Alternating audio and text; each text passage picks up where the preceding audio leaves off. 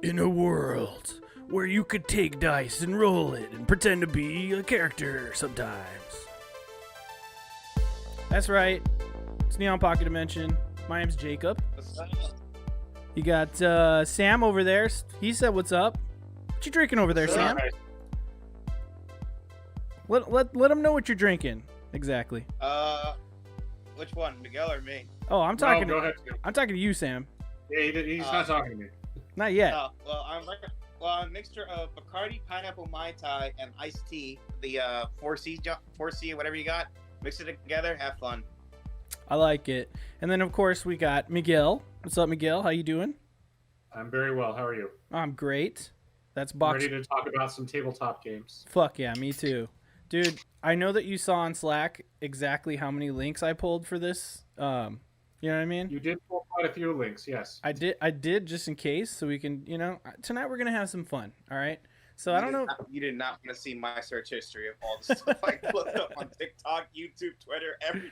Woo! Yeah, see, that's great. And I appreciate all the hard work and elbow grease you put into one of the fun things we'll talk about today. And by fun, I mean annoying. But hey, we won. We won. The people won. Fucking Hasbro over here trying to control the world, but we're getting a little ahead of ourselves. This is Neon Pocket Dimension, a place where you go to be as nerdy as you possibly can about whatever it is you like to be nerdy about. I was just talking to this dude, he likes Disney. You can nerd out about Disney, but obviously we talk about things like video games, movies, role-playing games, board games of all kinds. You know what I mean? What else could we nerd out about, Miguel? So cats. Cats, perfect. Cats. You know what I mean? Bicycles. Bicycles. Yeah, I'm sure you can get someone who's a huge bike nerd. That's actually a good point. Isn't there like a lot of weirdly shaped tools for like a bike? Is that a thing?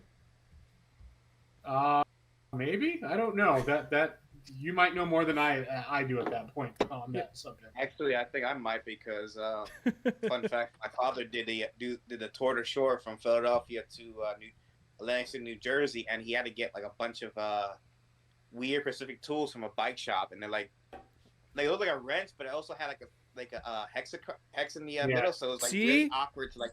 That's actually used for winding the chain. Yeah, swinging the chain.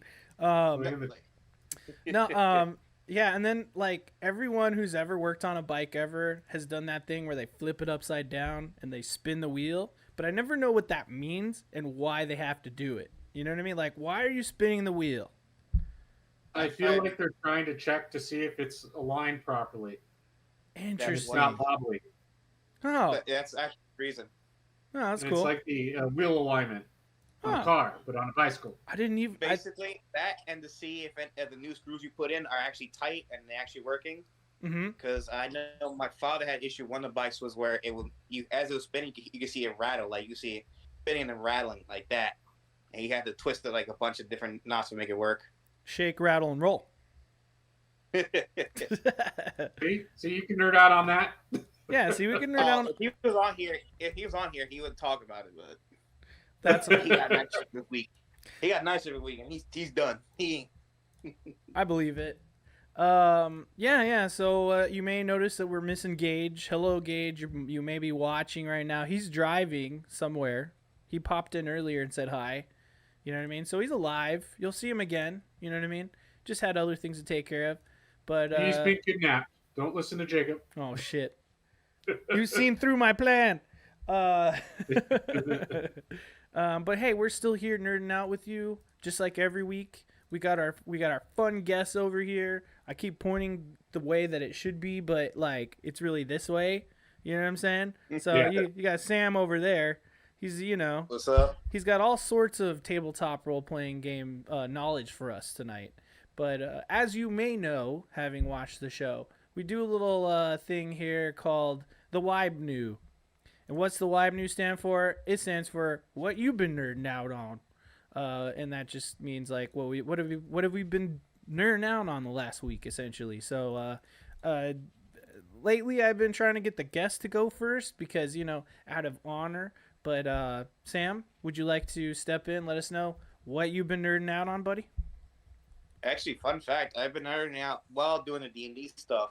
I looked up, found out there used to be an old Marvel RPG. Same time DC put up their RPG, like the Hero Maker RPG. I'm not sure if you can.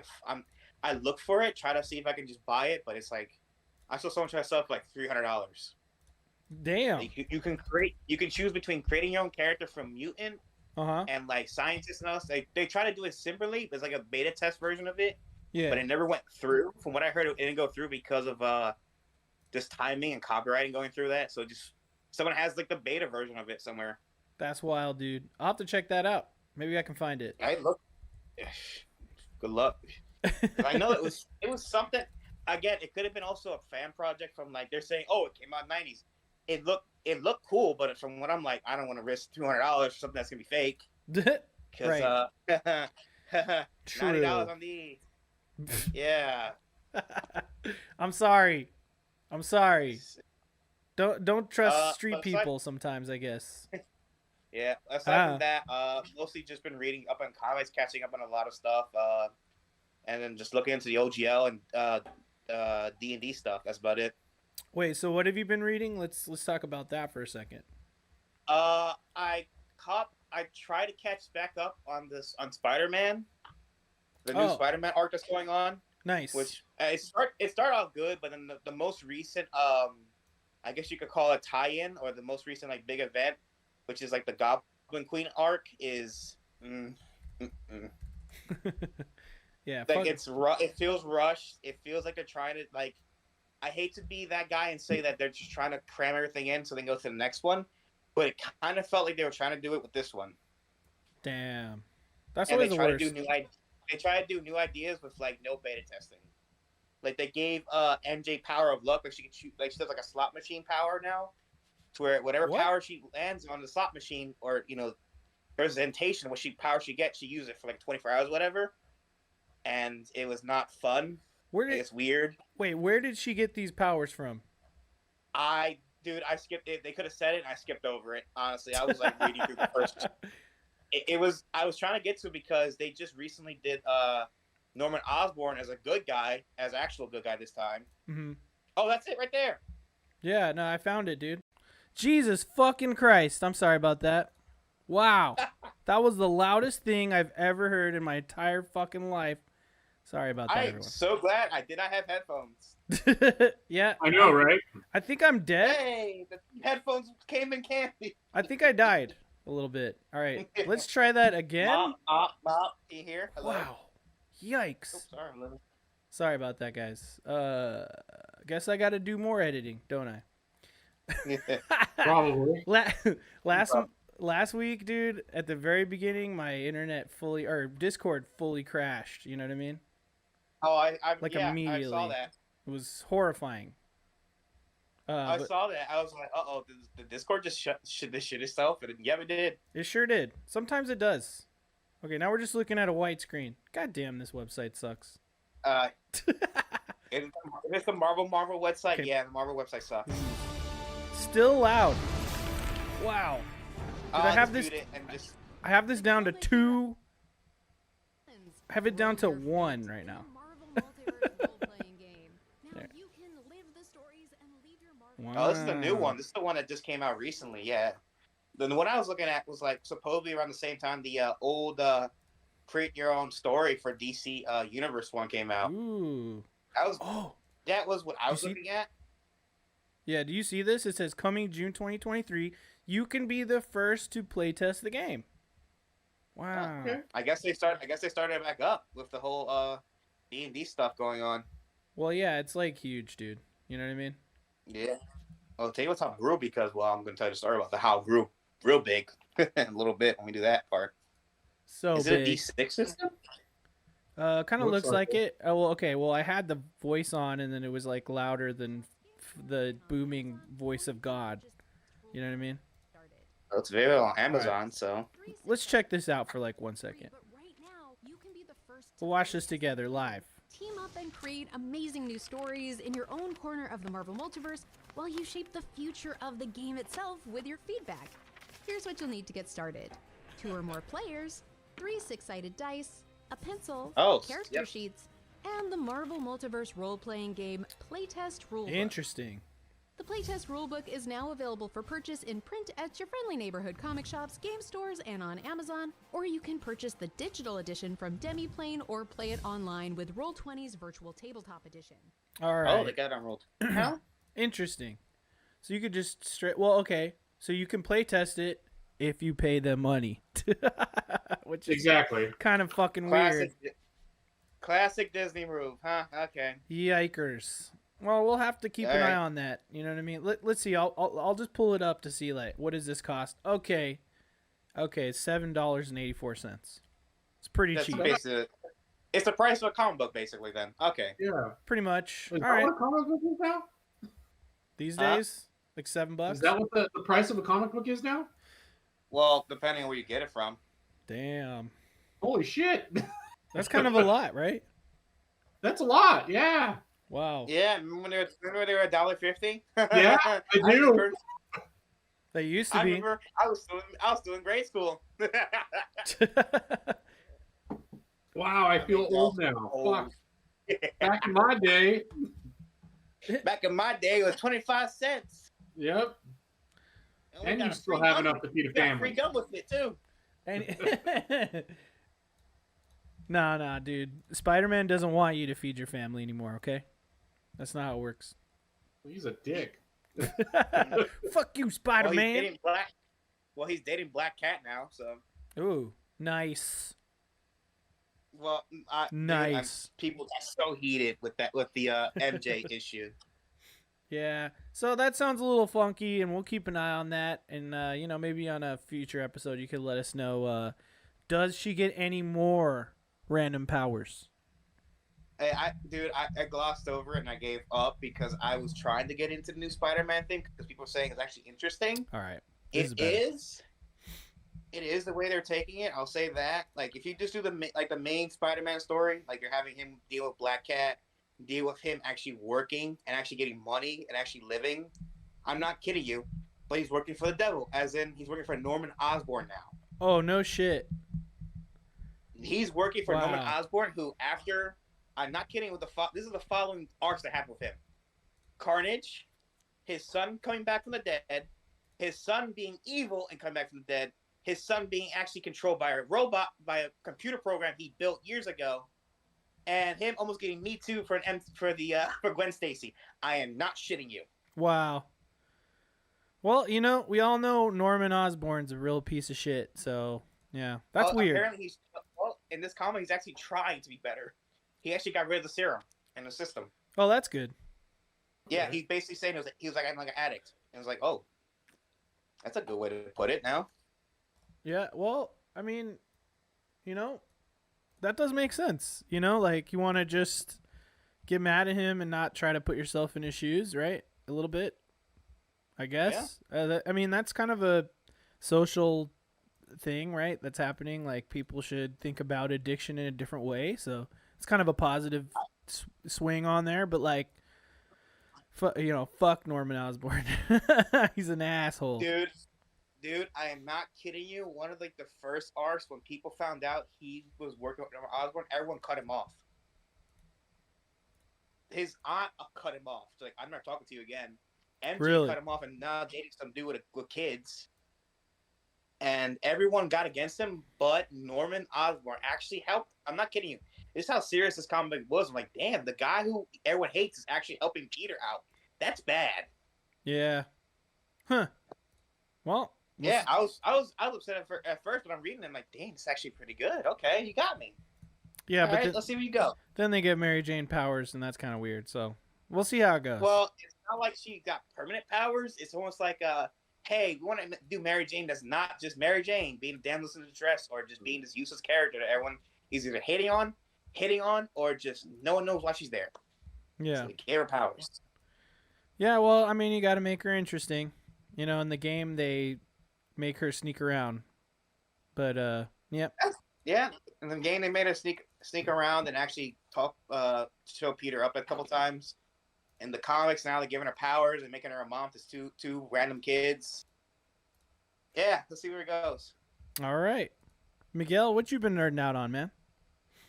Last of Us, Oh yeah, nice. which Oh, I forgot to talk that about that. Yeah, episode that's is true. pretty fucking good. Oh my god. So you talking about the TV show? Actually did it. Yeah, Oh, it's so good.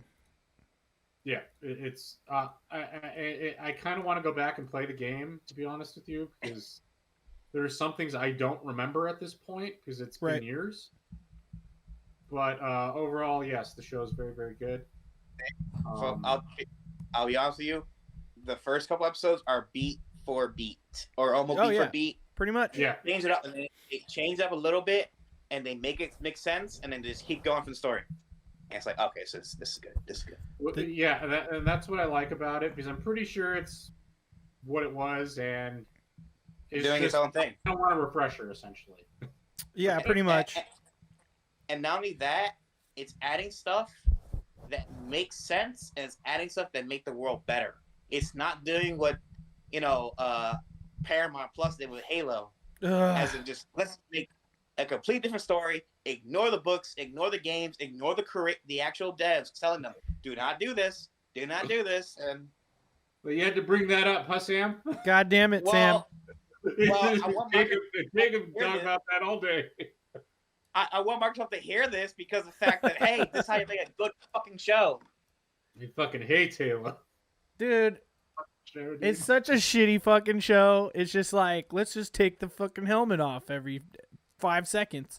Oh, now he's fucking some weird lady that And- only oh. exists for the show. And then it's just like, bro, why don't you just make them shoot aliens? Just shoot the aliens. No. And Go to no, the they Halo. give us one Motherfucker last never episode even of went to him the Halo. shooting aliens. He never even visited the ring. Only in his dreams. Like, what is this? If the show's called Halo. You don't even go to the It was Halo. supposed to be season 2. He was going to go to the ring on season 2. Listen, let's be honest. That show is gonna be treated like Velma. It's gonna get when they get that second season. Oh, I'm gonna no. fucking watch it and they realize we wasted money. Yikes. Oh, let's not talk about Velma. I'm gonna throw up if I think about it. But Last of Us, that's a damn good show. That's a damn Yes, good please. show. I But, highly recommend it. Again, Please watch it. Thanks. Please show companies this is how you make a good show yeah. based on a video game. You don't add stuff that's useless and stupid. You don't make it stupid and goofy. You actually do it right. Miguel, how do you feel about the cast, man? I think it's great. I enjoy the cast quite a bit. I think I agree. Yeah. Bella Ramsey as Ellie was great. A great choice.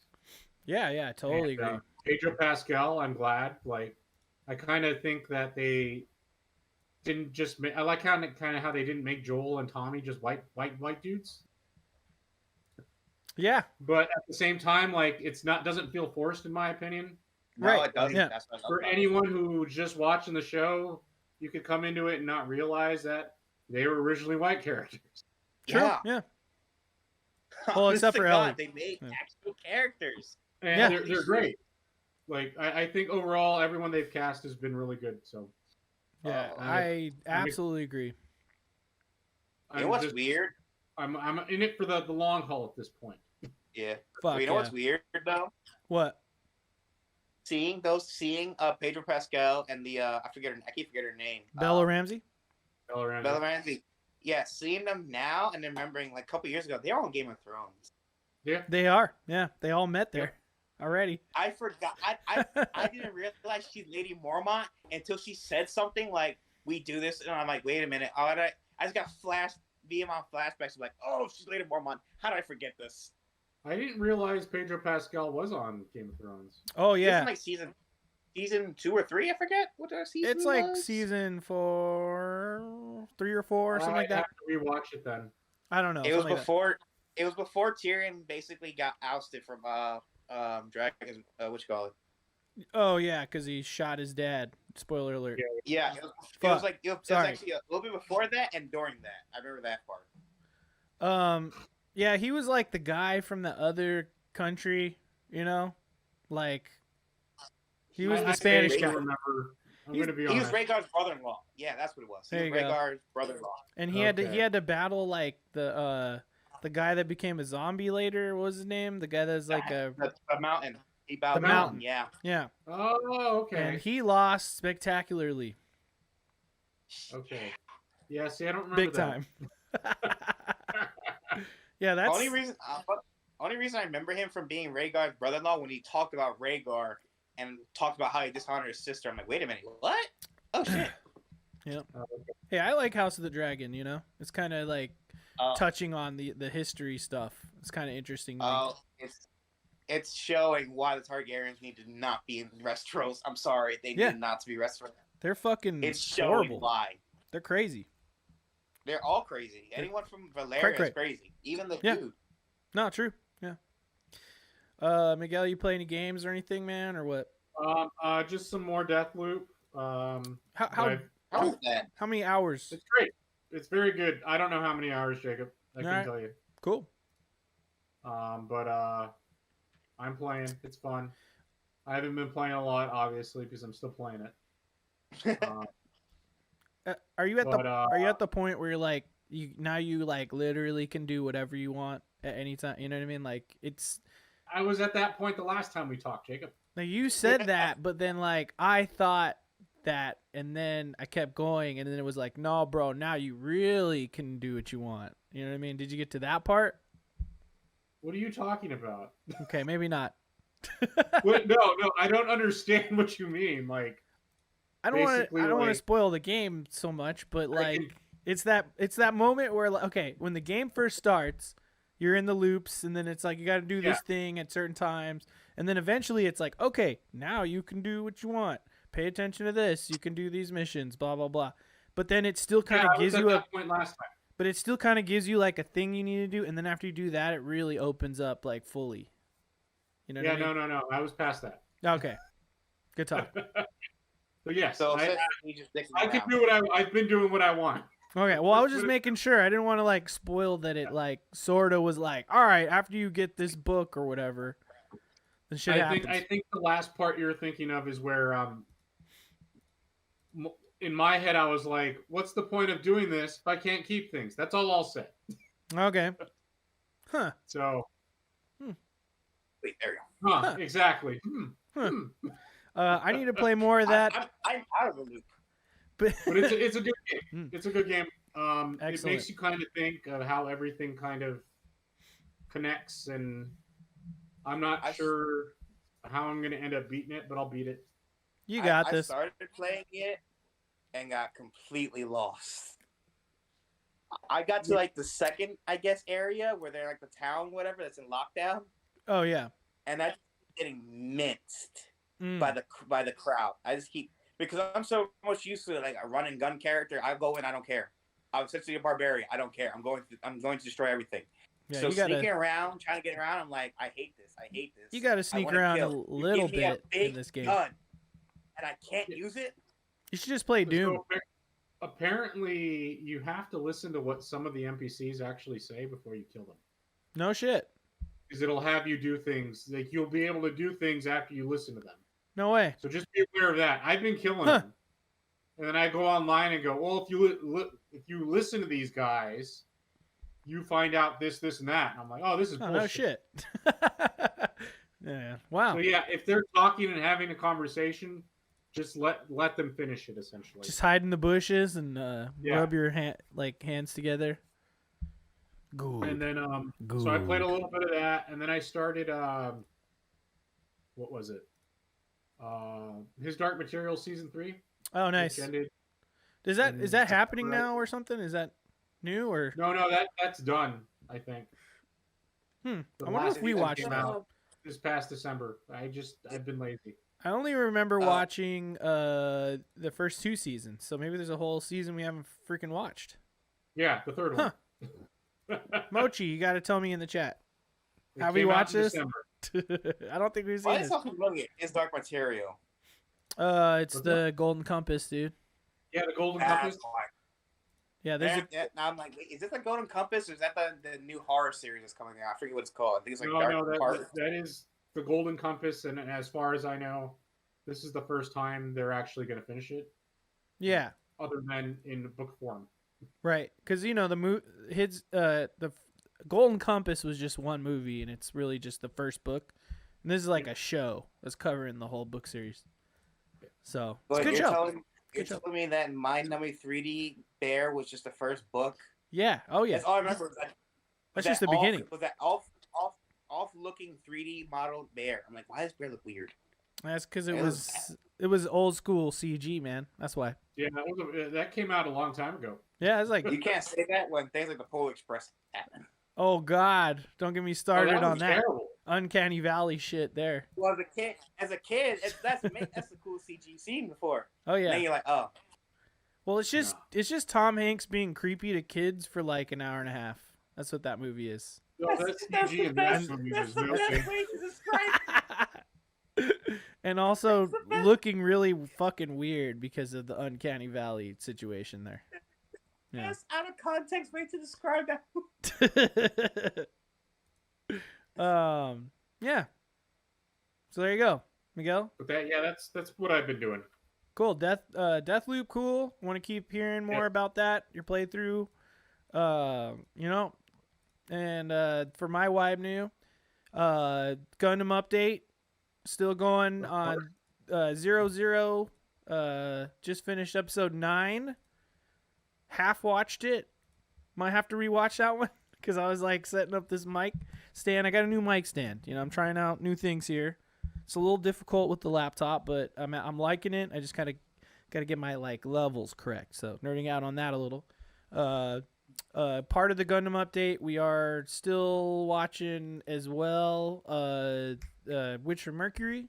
That show is excellent, man. I'm liking it. Now we're to the point where like we're making our own corporation, and that's a fun time. If you know, you know. Fucking love that show. It's dope. I don't know, but that's okay. I don't know anything. So like, if I could describe so far from where I'm at in these shows, Gundam 00 is like a political story, almost like it really feels like it's from the time it is. It's like they're fighting terrorists and they're fighting war, and there's a lot of weird politics happening. But then it's funny because like Witcher Mercury is about students, so it's like still doing that Japanese school thing, but then it's also about like capitalism and corporations and like essentially like cutthroat crony like late stage capitalism stuff. And it's it's still Gundam, you know what I mean? But it's just interesting to see like that shift. Like, okay, back then we were thinking about like all these terrorist things or whatever, like the failed war on terror shit that happened for a while there. And now, because of the stage we are in life, writers are writing about late stage capitalism. So it's just kind of funny how Gundam seems to sort of like mirror what is kind of happening in the world, and it's sort of like a way, almost like an outlet for these writers to sort of like almost make like a commentary on stuff. But it's still about big robots. You know what I mean?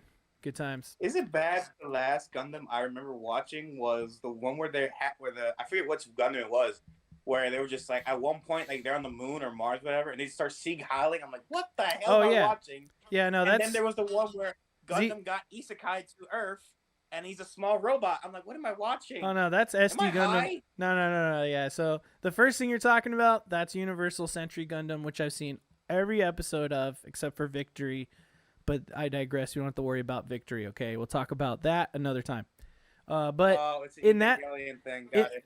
No. Okay, look, in the Universal Century, there was like basically space extremists that wanted because they live in space stations in space, but they want to be independent. They want their independence from the Earth Federation, right? But then like things kind of go wrong, and they kind of eventually become space Nazis, essentially. And that's the Xeon. Okay. That's the Principality of Xeon. And yes, their whole thing is Sieg Xeon, and they do the fucking like straight up Nazi salute. But they're the bad guys. They're the bad guys. They're not good guys. They're not good guys. They drop an entire space colony on the Earth, and it fucking like is almost like nukes, and it destroys 1/3 of all of Earth's population. So that's pretty fucked up. So they added Just on saying. the spoil. They just ran the damn Blackstone Fortress from the planet. Cool. Gundam rules, That's all right? That's a Warhammer reference that just Yeah. happened. Oh, I yeah, read yeah. the book. I'm like, oh, I don't know nothing about Warhammer. All I know is Warhammer's about like religious zealots or something. It's kind of wild, so I kind of want to look more into it. Want an out of context version how to explain it? It's atheists turn to political religious zealots that are killing their opposite religious zealots who are dealing with both fungus orcs, giant bug dinosaurs, mummy robots, and then weeaboo elves, and then some communist blue alien faces with a giant face. That's it. Elves? Yeah, they're like Japanese. They're like samurai. You got technically there are three elves: the weeaboos, the They're like sadists, white and people. then there's the weird weeaboo sadists. It's like a white person. It's like The Last Samurai. It's Tom Cruise in space, dressed up like a samurai. I wouldn't say that for the Eldar. They're kind of like they're space elves. I actually don't know. Space elves. I actually don't know. All right, come on. Let's not get bogged down here. Let's keep it going. Sorry, yeah. No, you're cool. Also, and I didn't. Was supposed to prepare for this, but I didn't pull it up. But I will talk about it as I do so. Right now, Steam is having Steam's Next Fest, which is a essentially like a 5-day event where they show off a whole bunch of upcoming Steam games, indie titles, and stuff. So there is a shit ton of demos on Steam right now. So I probably downloaded like 20 last night, and I tried a few out, and I just wanted to quickly talk about them. I thought they're pretty cool. I streamed it, so I was gonna just pull up the footage here and just kind of talk about the games I got, and that's what I was saying. Like, oh, I wasn't ready for it, but here I am. So the first game I tried out was called Auto Battlemon. Auto Battlemon. There you go. Super Auto Battlemon. You can see that there. Make a joke. So it's basically Pokemon, but as an auto battler. You know what I mean? It's like, you ever play those like games on your phone that just like do their own thing? They just like play themselves. You know what I'm saying? Yeah. Yeah. It's kind of like that, but like it's also Pokemon. So like, but then it's also a roguelike. So like, if you've played any roguelike, or like if you think what's that card game? Oh my god, it's like Slay the Spire, right? You play a level, and then like after the level, you pick like a track, and then you could fight another level or whatever, essentially. And then sometimes there's like special events on the board where you can get, you know, oh, you can pick a card, but you'll lose health, or oh, you can try to escape the guy, but there might be a combat, stuff like that. So I was like, oh, this game might be kind of fun, you know. So there's a little bit of footage, but like the combat is just all auto attack, and it's kind of weird.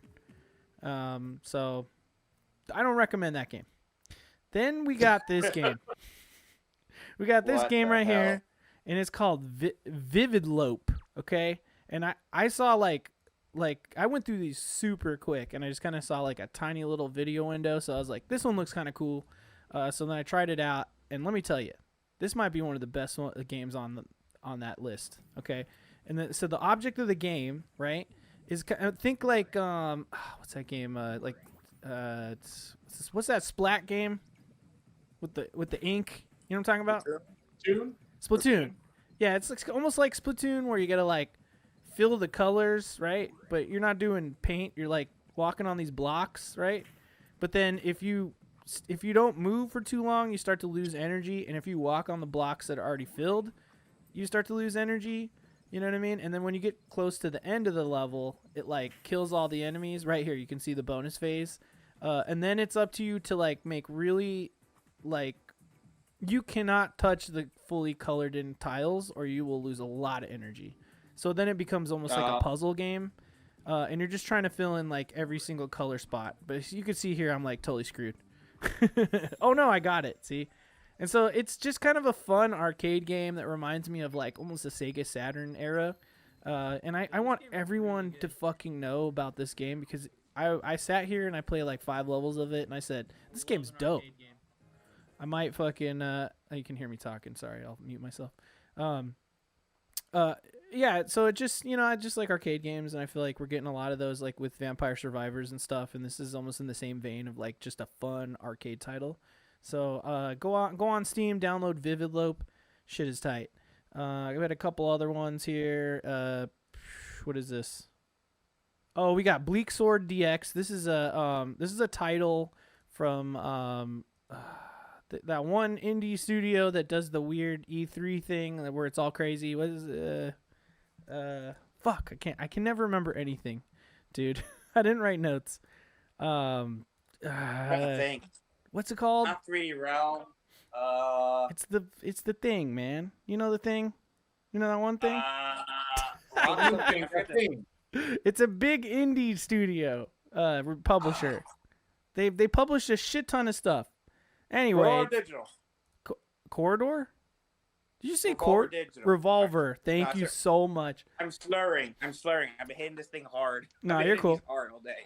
Yeah, you're right. It's them. So this is like one of the games from there, and I just thought it was pretty cool. So it's like basically kind of a dungeon crawler sorta, but it's like every level you get attacked by enemies, and then you just slice them with the sword, and then you like have to counter on you know, like the counter window is kind of small, so you got to press that block button at the right time.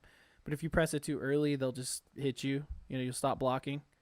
So I played through this entire demo because it was just like one whole set, and after you beat the boss, they're like, you want to, hey, that's the game. You're done. I thought it was pretty cool. So Bleak Sword DX, I would recommend if you kind of like fun, you know, beat 'em up type of games. Then I tried this game called Inkbound. It's basically like a shitty Diablo. Yep. I picked like the maid. Right? This looks like a copy of Diablo. Yeah, but then it's also just not great. I picked like the magician type of character, and I feel like this game's like trying to do too many things. So it's almost like turn-based. So like every move that you do allows them to kind of move and prepare for their attack, but then you can only move so much, and eventually you'll be like immobile and you're stuck. So you can see what that just happened to me, and then I get attacked, and then then I can move. So it's like a mixture of Divinity Original Sin and Diablo. To some degree, yes, but like it's also turn-based, so like you take your full turn and then the enemies take their turn. You know what I mean? So I don't. Is that how Divinity is? It's turn-based, sort of. Yeah. Okay. So yeah, it's like they mashed up that and Diablo, but like, albeit I did pick the mage character who probably has weird abilities, but like I just thought the combat was just kind of strange, and overall, don't recommend it. Never pick a major first run.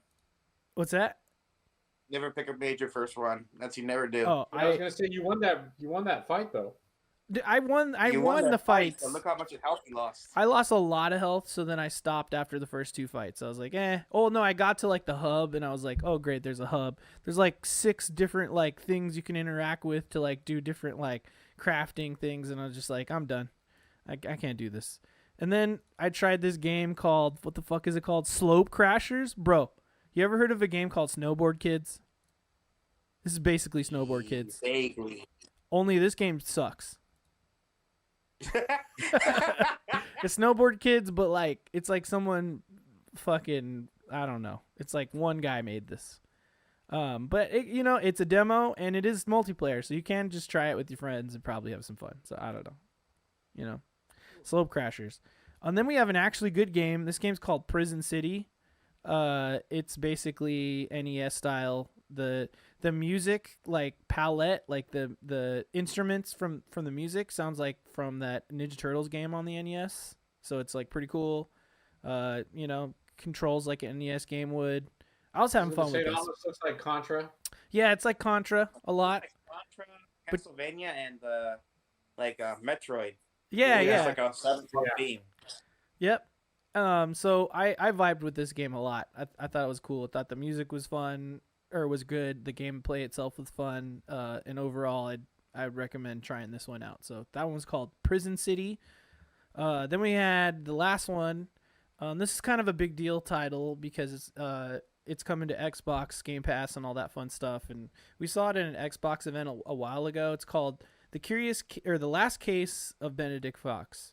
And it's basically like a Lovecraftian, almost like Metroidvania type of game, but it also has adventure game vibes. Yeah.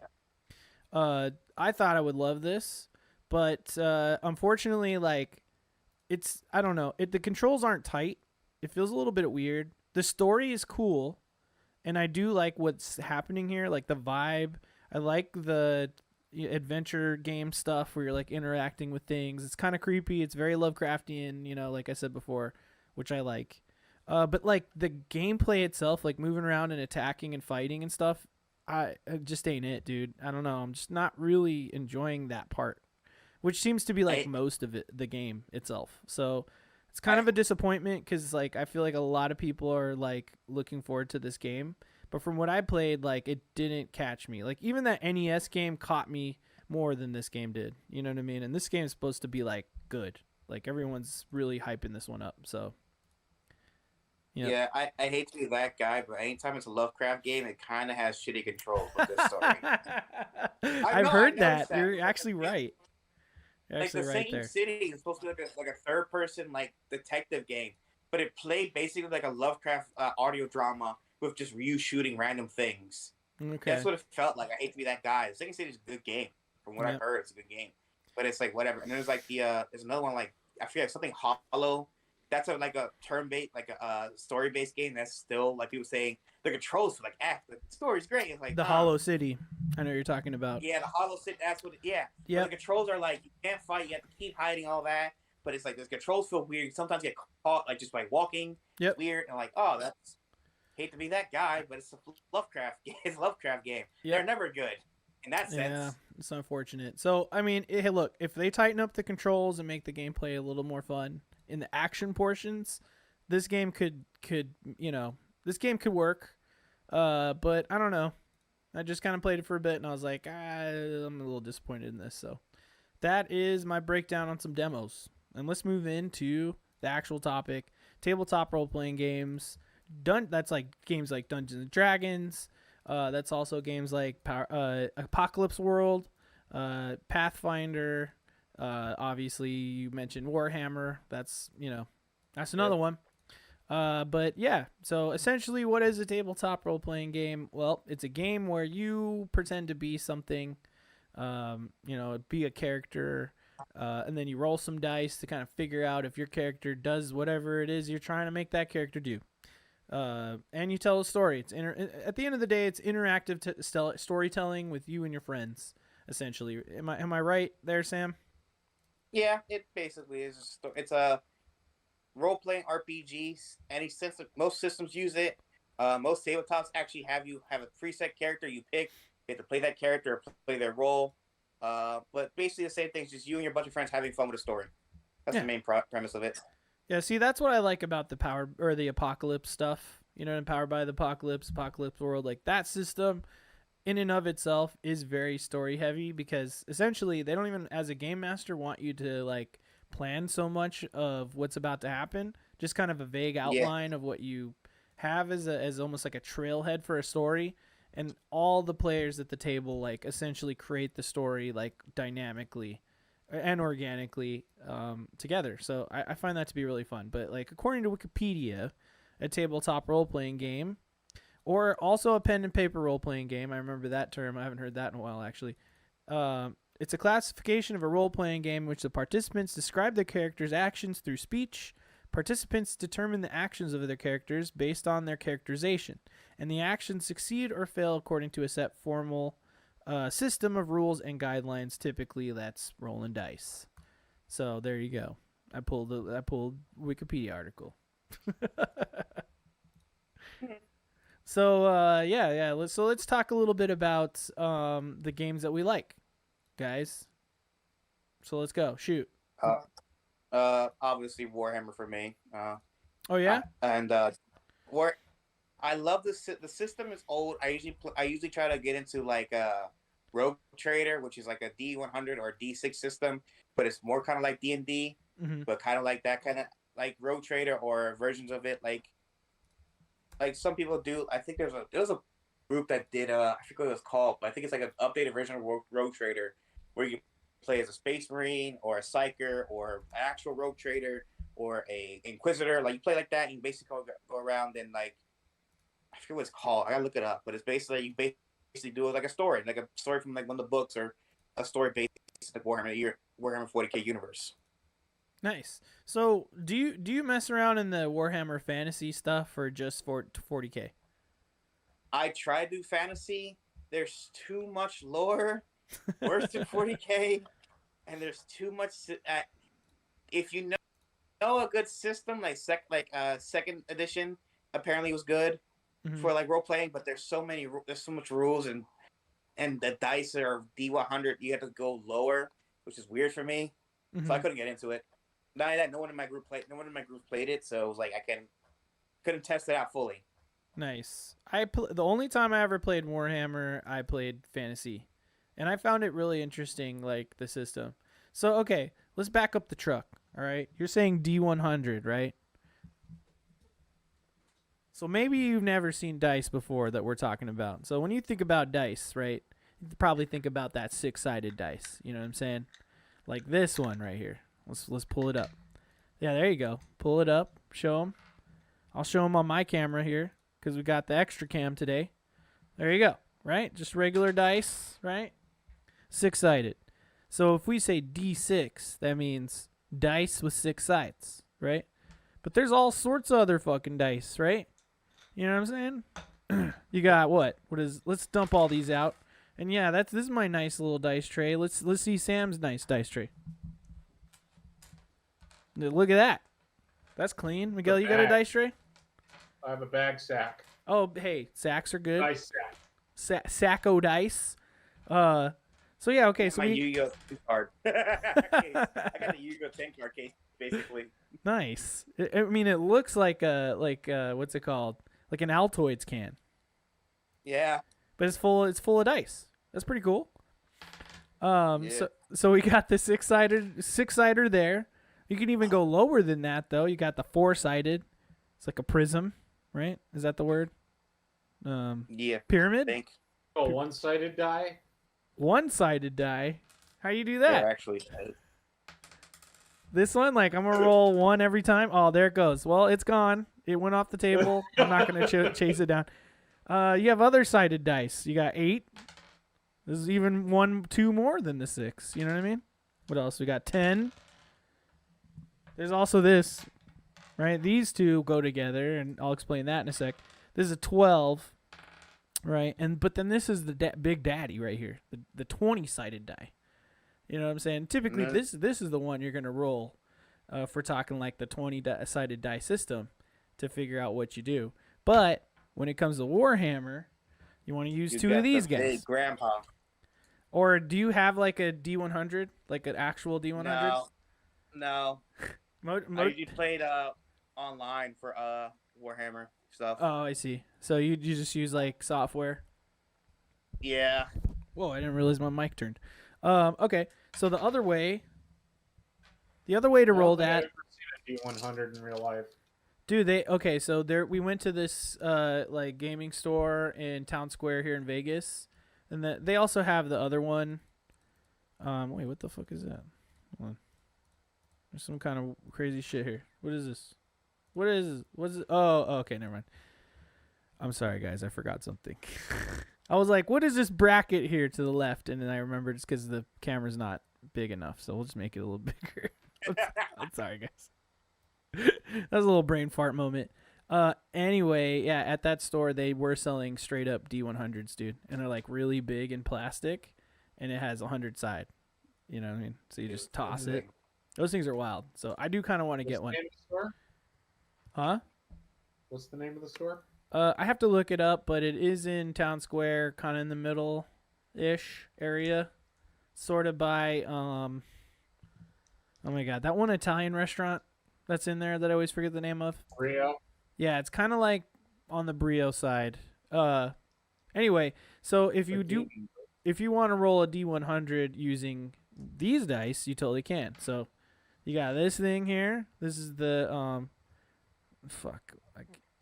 where is it? Oh god. Okay, there you go. There you go. See, this is the tens, D10. You know what I mean? So like if you're rolling it, it's like the first number in a number with 2 digits, right? So like if you look at this is 60, right? But then you roll the other 10, and then that's the ones, right? So if I had the 6 there and I roll it, and then we get a 7, that's 67 out of 100, right? So that's how you would use these 2 dice, which usually if you get like a set of polyhedral dice, you'll get 2 10-sided that look like this. That's how you do it. So when you're playing Warhammer, typically instead of the 20, you're going to roll these 2 to figure out if it's either above or lower than the number you're trying to get to. Is that accurate, Sam? Yeah. So there you go. And also depending on the system, if you're playing like the Right. Warhammer battlegrounds, you use like 6 dice or something like that, or 12 dice in total, and you Whoa. roll to see how close your hit markers are. Rogue Trader is a D6 system, and same thing, but depending on how like your how you put your stats in, you can put like either if you have 4 dice for like 6, or some people have actually good stats. They have six dice, and they roll them to see how if you can hit, see if you dodge, whatever, do your abilities, whatever. It's complicated if you're out of context and you're not doing the system in front of you.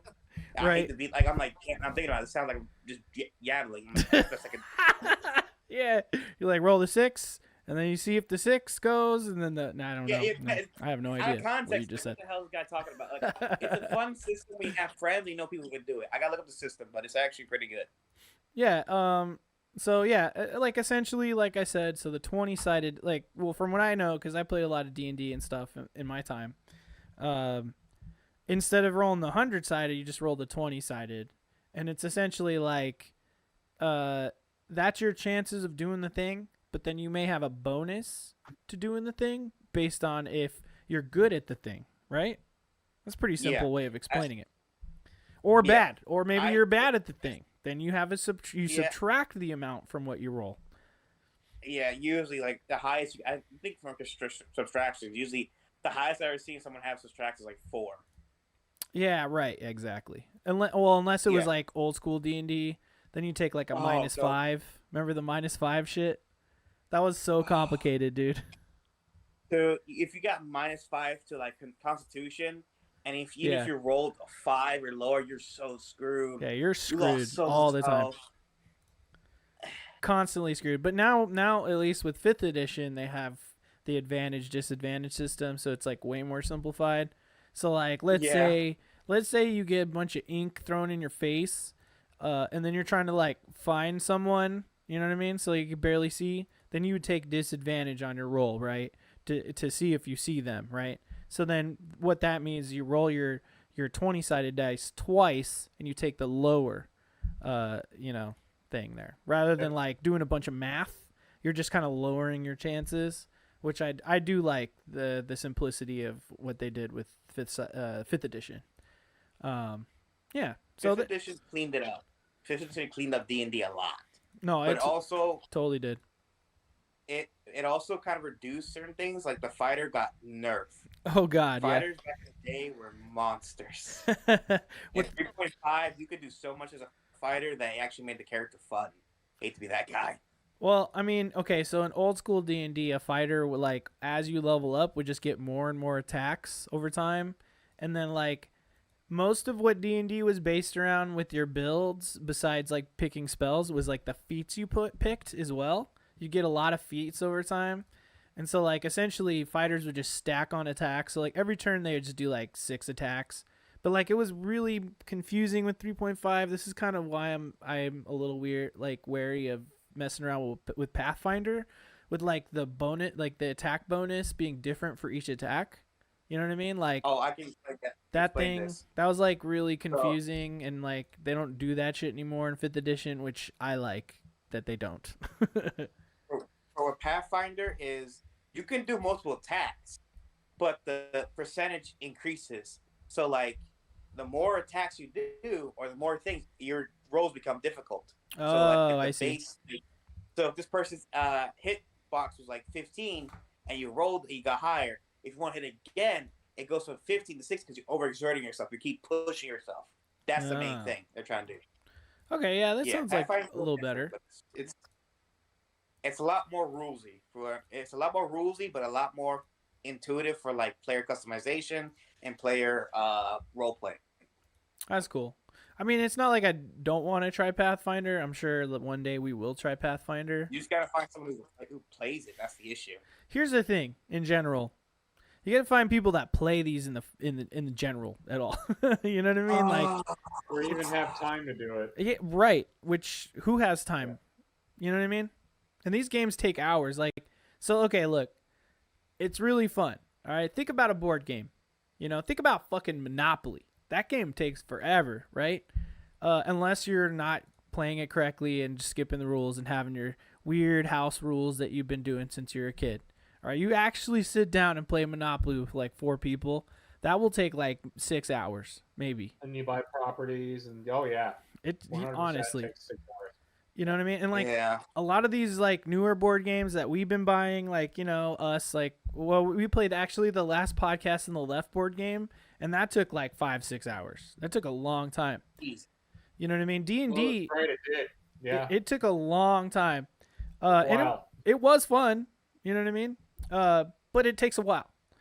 D&D is no different. But I think D&D and you know, other tabletop role-playing games, what makes those fun is that, like, well, you're not just playing a game and adhering to cards. It's like you're like telling a story, you're acting it out. And the way we do it, you know, we're having like the interactions. The dungeon master is like all these different characters. All the players are playing the one character they are, and all the silly shit that may happen there. But I mean, it depends on the dungeon master you're playing with. The person who's running the game it's sort of up to them for like the way it's all working and the themes and stuff. But it's time sync, man. You know, it could take like a whole night. You know, you could be playing from like 5 to like 2 in the morning sometimes. And it's people are scared of that. Especially if you're in a combat situation. Oh, I see a cat. Oh my god. Yeah. Cute. Yeah. I like being your cat. weird. Yeah, she's being weird. If you probably see me earlier looking around. It's because she's running around or she's like stalking me, like looking at like we doing, and it's just I'm like, what are you doing? That's what I'm looking. She be doing like, you good? Like, you good? What's going on? And just see the cat run along. I'm like, okay. You also got Cat Jake up there. You see his cat? You see Cat Jake? Barely. It's really hard to. I'm trying to point. I see it. I see the tail. Yeah, I see the tail. Yeah, so anyway, like there's just a little background on like what these games even are, but there's so many different ones, you know what I mean? Dungeons and Dragons sort of like is in the zeitgeist still, because it's just been a lot more popular thanks to social media, YouTube, Critical Role, et cetera, et cetera, et cetera. Now we have the Dungeons and Dragons movie coming out, which I'm excited to see. But there's a little bit of controversy that's been surrounding it. So we were like dancing around this topic a bit earlier. So why don't you say we get into that really quick? Mm-hmm. You feeling up to it? You ready to talk about it? And let us know about the OGL? Oh yeah. All right. Yeah. All right. This actually goes back a bit, actually. Do it up. I'm still listening. I'll be right back. All right. So essentially, the first OGL, the original OGL, was designed for when D&D got hit with the whole satanic panic, and it was getting banned in some areas, or it was getting like hit with like restrictions. And after that whole panic got over, the original creator wanted to open up more. Wanted the big characters make their own stories, make their own world, make their own creations, and that spread with the OGL. The idea was to have, when they got everything to copyright, no one could copyright it, no one could make money off. No one could really make money, as in they weren't going to sue you or take your money out of it. Make your own characters, let it be free. The original OGL was to be free. Skip that 2 years later when Hasbro purchases Wizards of the Coast, and this includes D&D and Magic the Gathering and a bunch of other things they had at the time. A couple years ago, from what I remember from what I was watching a bunch of different podcasts at the time, from Critical Role to The Unexpectables, like a bunch of like D20, D20. Well, during one of the Unexpectables, DM's Guilds talked about a lot, which is basically make your own creations, like from swords, weapons, character lists, like gunslingers or whatever, or swordsmen. Want to play Dante from Devil May Cry? You can with this new Demon Hunter class or whatever they're doing. That's basically like that, like subclasses and all that. Yeah. Well, when D&D got popular, like really big popular around the same time, creators were noticing that a lot of their stuff was being taken from DM's Guild and put onto D&D, like official books. Like if someone try to sue it, only for DMs go to say, hey, we are technically under a license of D&D Beyond and Hasbro and all that. We can't. If they take it, it's under the license of D&D, which is not on the OGL. And the creator I was following at the time said, hey, a couple years later, hey, just heads you up, I'm going to be cutting my stuff from D&D from DM's Guild. Just know I've heard some rumors about something coming soon. Skip to now. I think it was in late January, early December. A leak went on Reddit from someone working at Wizards of the Coast. And that leak was the new OGL 1.1. This included complete overhaul of the copyright system, complete overhaul of how you can download stuff, complete overhaul of how original user created pro stuff or add-ons for D&D were handled. Yep. And then we talked about we were talking about Pathfinder earlier. I mean, and that's derivative of Dungeons and Dragons 3.5, right? So like an edition of D&D that was huge when I was in high school. So many books and all that.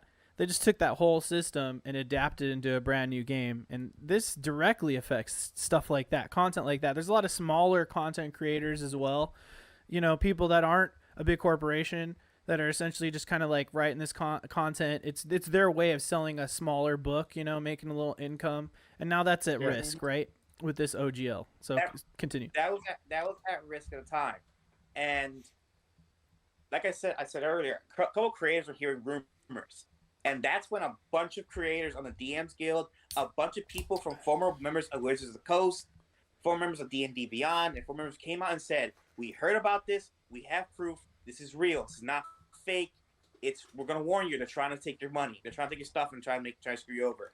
We need to fight back. I'm not kidding. I saw also a TikTok of people I followed from years ago that never posted on anything from Twitter, came out of nowhere and said, here's the proof. I wasn't lying. And it was like, what the hell? What's going on? I looked into it more. It seems months later, we come to find out from insiders at Wizards of the Coast, insiders of D&D Beyond, and people like that, basically saying, hey, this is not coming from us, technically. This is coming from Hasbro. This is coming from outside executives and internal partners.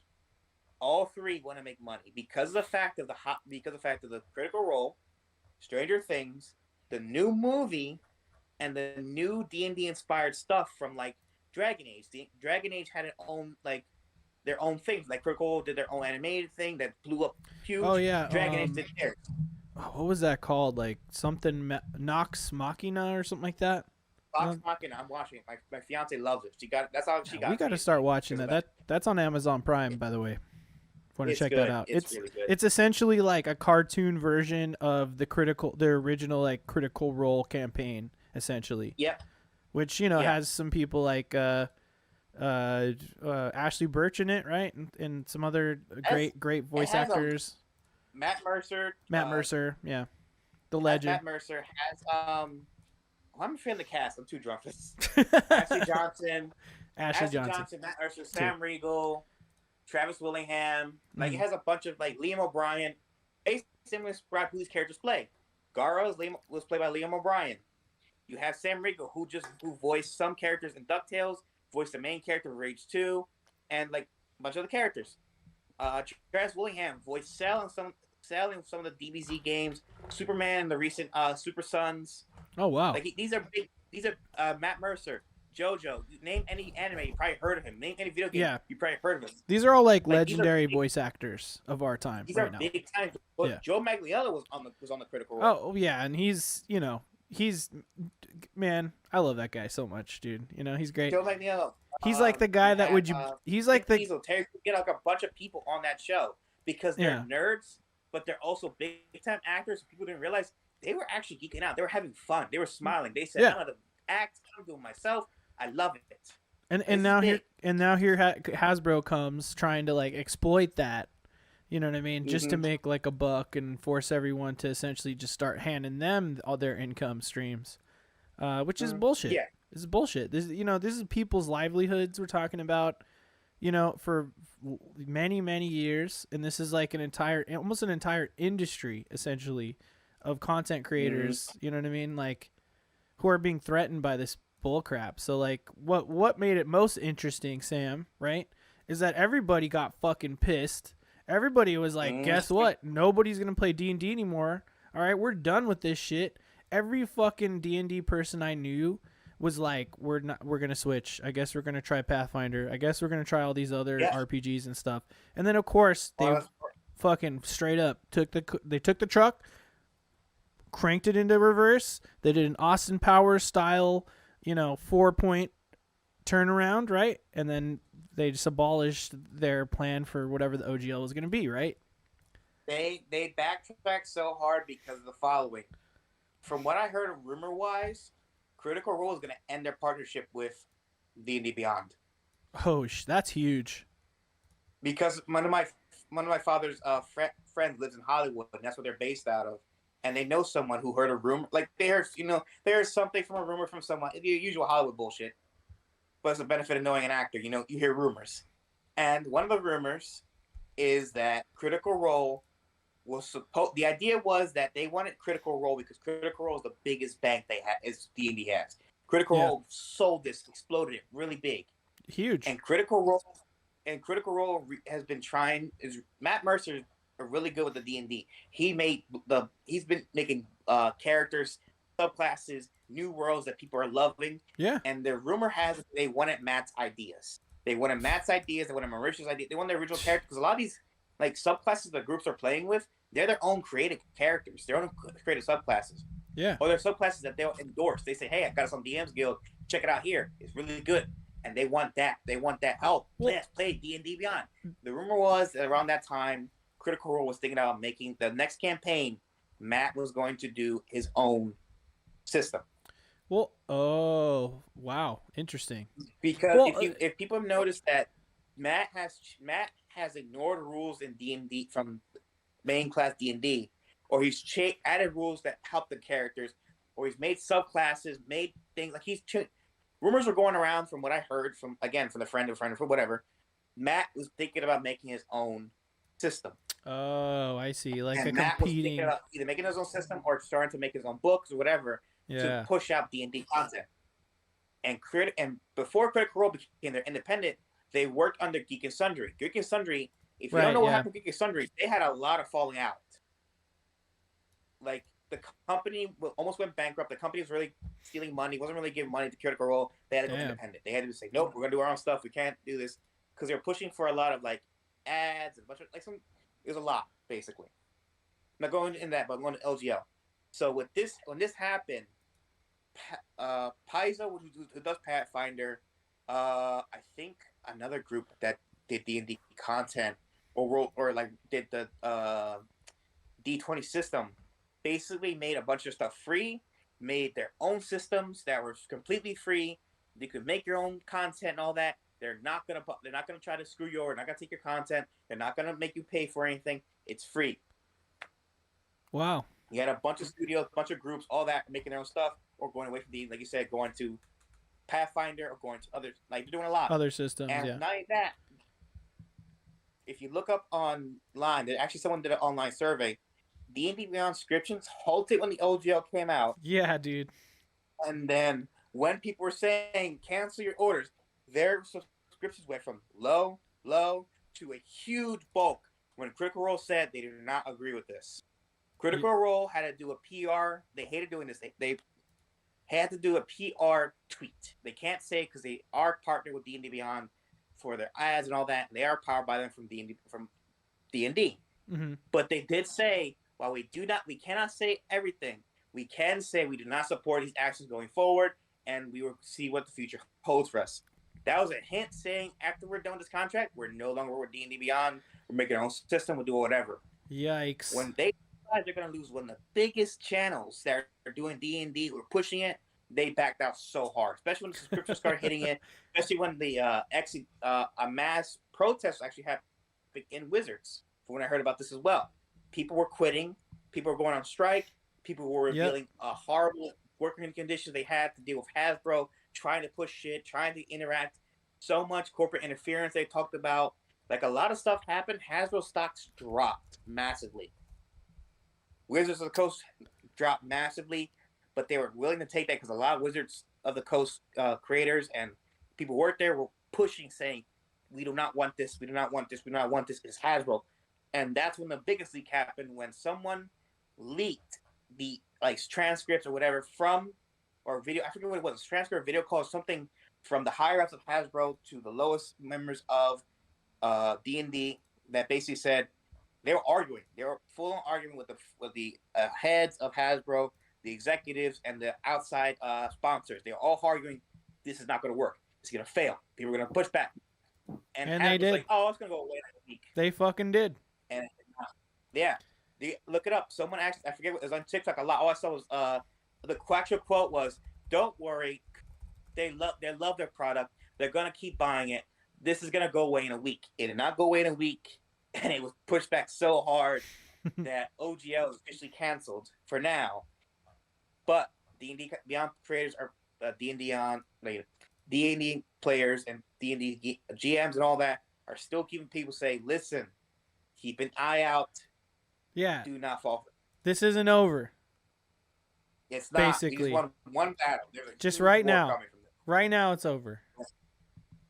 For now. Man, fucking assholes. Miguel, what do you think about all this, man? I think it's really interesting, to be honest with you. I didn't realize how much of an economy had been built. Yeah. As far as I feel hurt from that. Third-party creators and all that, mm-hmm. which is pretty interesting when you think about it. Mm-hmm. I can see the company side of it as far as, it's their product, their license, and you're kind of making money off of their stuff in a sense, even though you are creating it.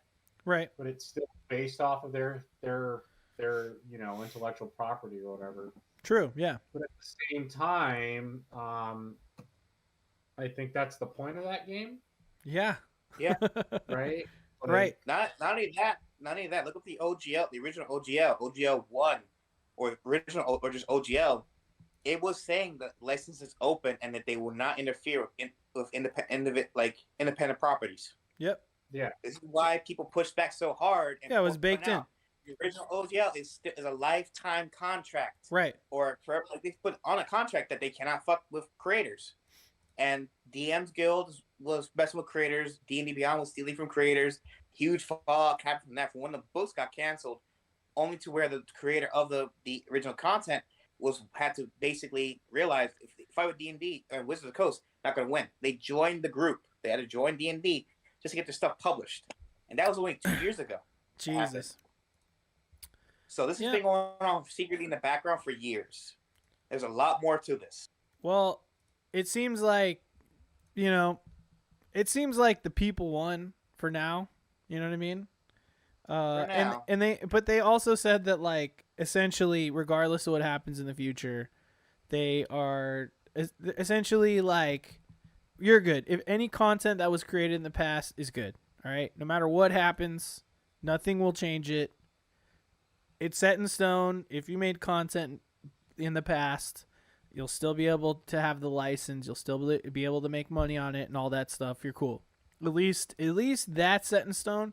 And with the OGL the way it is now, like, the course will continue as it is. But, like, do I have faith in a giant corporation like Hasbro in the forever? No, I don't.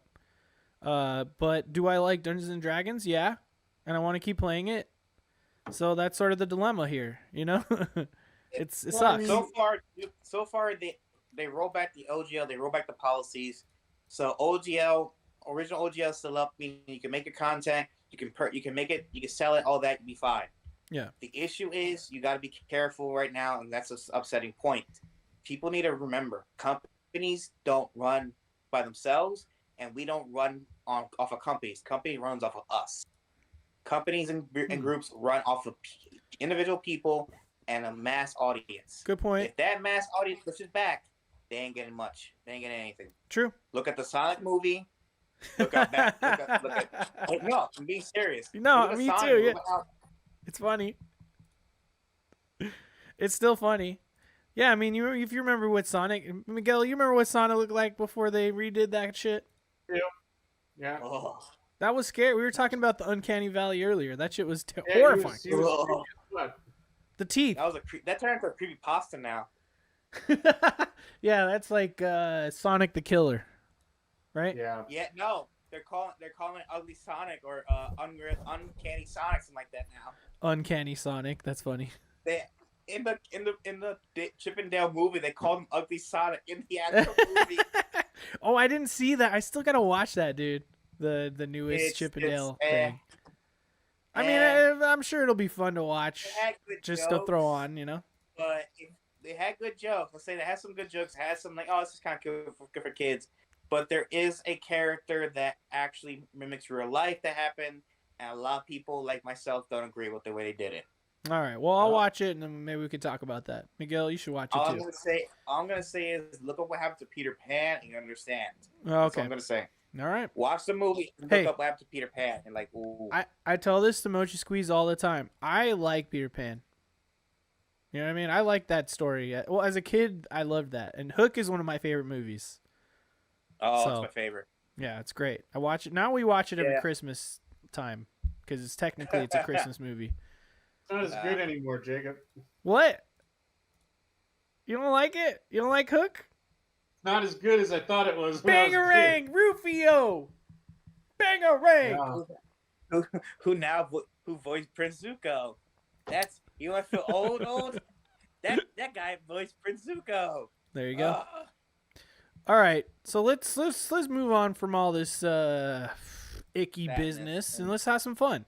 Let's go back to having some fun. Yeah. You know what I'm saying? All right. Yeah. I thought we could discuss a couple other things other than D&D, starting with the Apocalypse world and powered by the Apocalypse system. So, what is that, you might ask? Yeah, I was gonna say I don't know much about that. You're gonna have to explain that to me. So all right. I don't know if you've ever heard of Adventure Zone. It's a podcast. They're pretty cool. They play tabletop games and stuff. It's also the guys from the podcast My Brother and Me. It's like essentially a clan of brothers. They're all hilarious. But on the Adventure Zone, they play tabletop games with their dad, who's like a radio guy from the past. So they're all really funny. But they do like big campaigns with other games other than D&D and stuff. And like one of them was this game called Monster of the Week. And I found it to be really cool and interesting. And they were saying, oh, it's like the Powered by the Apocalypse system. So I looked into it, ended up buying Monster of the Week, the PDFs and everything. And it's actually a really fun game system. Miguel, you did play this with us. But I do remember that. Right. And so like, whereas like Dungeons and Dragons is very much a role-playing game, and like when I say that, I mean like a video game would be, where there's a lot of numbers, there's a lot of statistics, there's a lot of mechanics, there's spells that all have different different rules for each spell. Each class has its own kind of abilities. It's just a lot of systems upon systems, and it's fun. You know, like RPGs like that are great. But what Apocalypse World does, and what the entire system that was developed from the game Apocalypse World, which that's why I keep saying the word powered by the apocalypse, meaning other games that take that system and utilize it in the same way, just in different genres and different game types, essentially, is taking like the role-playing, the concept of a role-playing game, which is playing a role, right, in a story, like being a character in a story, essentially, and simplifies it and boils it down to the very basicness of you are telling a story and so is everyone else at the table. You know, so it's not so much about like how high can you roll, although there is a level of that, right? It's more of like what story are you telling and how does these dice rolls contribute to the story? And of course, as well, you know, there's like results that come from all of that, essentially. But like most of it is like very much you guys are like telling a story together, to the point where like a dungeon master plans for hours and hours all these dungeons and monsters, and like has to make sure the monsters aren't too hard to defeat at the specific level your characters are at, and like, you know, divvying up magical items, and like, you know, it's like you're designing a video game essentially, Whereas like Powered by the Apocalypse is the dungeon master, game master is like, okay, here's like sort of what I have in mind for like a world. Here's sort of what's going on, but we're all gonna like come together and like tell the story together. So like essentially everything that happens isn't up to the game master, right? It's up to everyone at the table. Like, oh, what do you do? Okay, well then, based on how you roll these six-sided dice, we'll see if you do that right or not. Maybe your character dies. I don't know. Well, how will that change the story? Yeah. We'll figure that shit out. We'll make you a new character if you do die. You know what I mean? And stuff like that. Basically, really Powered by cool. the Apocalypse is basically a choose your own adventure story with like 4 to 5 other people, and everyone's just having fun. Its main idea is that the role playing comes from you playing the character. The dice basically is just a luck based system. Like if you were talking to someone actually like randomly, like say hi, have a conversation. You can do really good, or you can fumble and you just gotta go through the system like that. Yeah, and then you'll die. The world is or die or do it. Yeah, but basically the system is very easy. It's very open to new players. You can create how crazy a character you want to be. You can create how fun or boring the character want to be. You can do whatever. It's very Literally. open system. Yeah, and that's what's great about it. Am I fucking in Chrome? Is that why? I was like, what the fuck is happening? I'm like trying to show the rule book, but you know what? It's fine. I don't have to do that. And it's okay. So, the first game to come out in this kind of style is a game called Apocalypse World, and so it's like essentially a post-apocalyptic type of thing. You can actually download straight from their website the rule book to kind of get playing, but then you pay like only $15. You'll get like all the PDFs, and then you'll get the whole system. But it just like it's the type of game that's like so dynamic to the point where like now there's like 20,000 different versions of Powered by the Apocalypse systems. Yeah. Like I said, okay. I got Monster of the Week, right? Which is essentially like think Buffy the Vampire Slayer, think X-Files, think what's another one? What? Supernatural, yeah, specifically that. Where it's like it's like people who are hunting like werewolves or like vampires or like, Bigfoot, whatever, whatever weird monster. And it's really fucking fun and cool and weird. But then there's so many other ones. There's ones where it's like teenagers dating like in a high school or something like that. You know what I mean? Like, yeah. Stuff that's like a weird one. That. Like there's one like that. There's like there's like a fantasy one that's D&D-esque. You know what I mean? But then it's like there's one that's like open to like any kind of world you can build in. Just have fun. It gives you a set of directions. Like it can be D&D, it can be Fallout, it can be Cyberpunk, it can be literally any word you can think of or anything you can think of. It's designed. The system is designed to have fun. I think it's the LAN party one, where it's basically, hey, want to do a bunch of one shots? We can do like 100 one shots with this one system, and that's you really cool. Can. Or you can do a long form series with this system. It's actually pretty cool. That's awesome. I think I have heard of that one too. But here's the book. The Lanny Pator from Team 4-Star one he made. Nice. That's the yeah. Here's a little bit of the Apocalypse World book that kind of shows.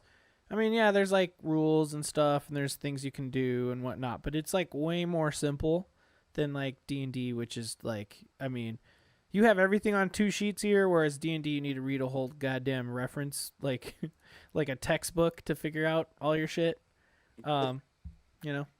Especially the spells.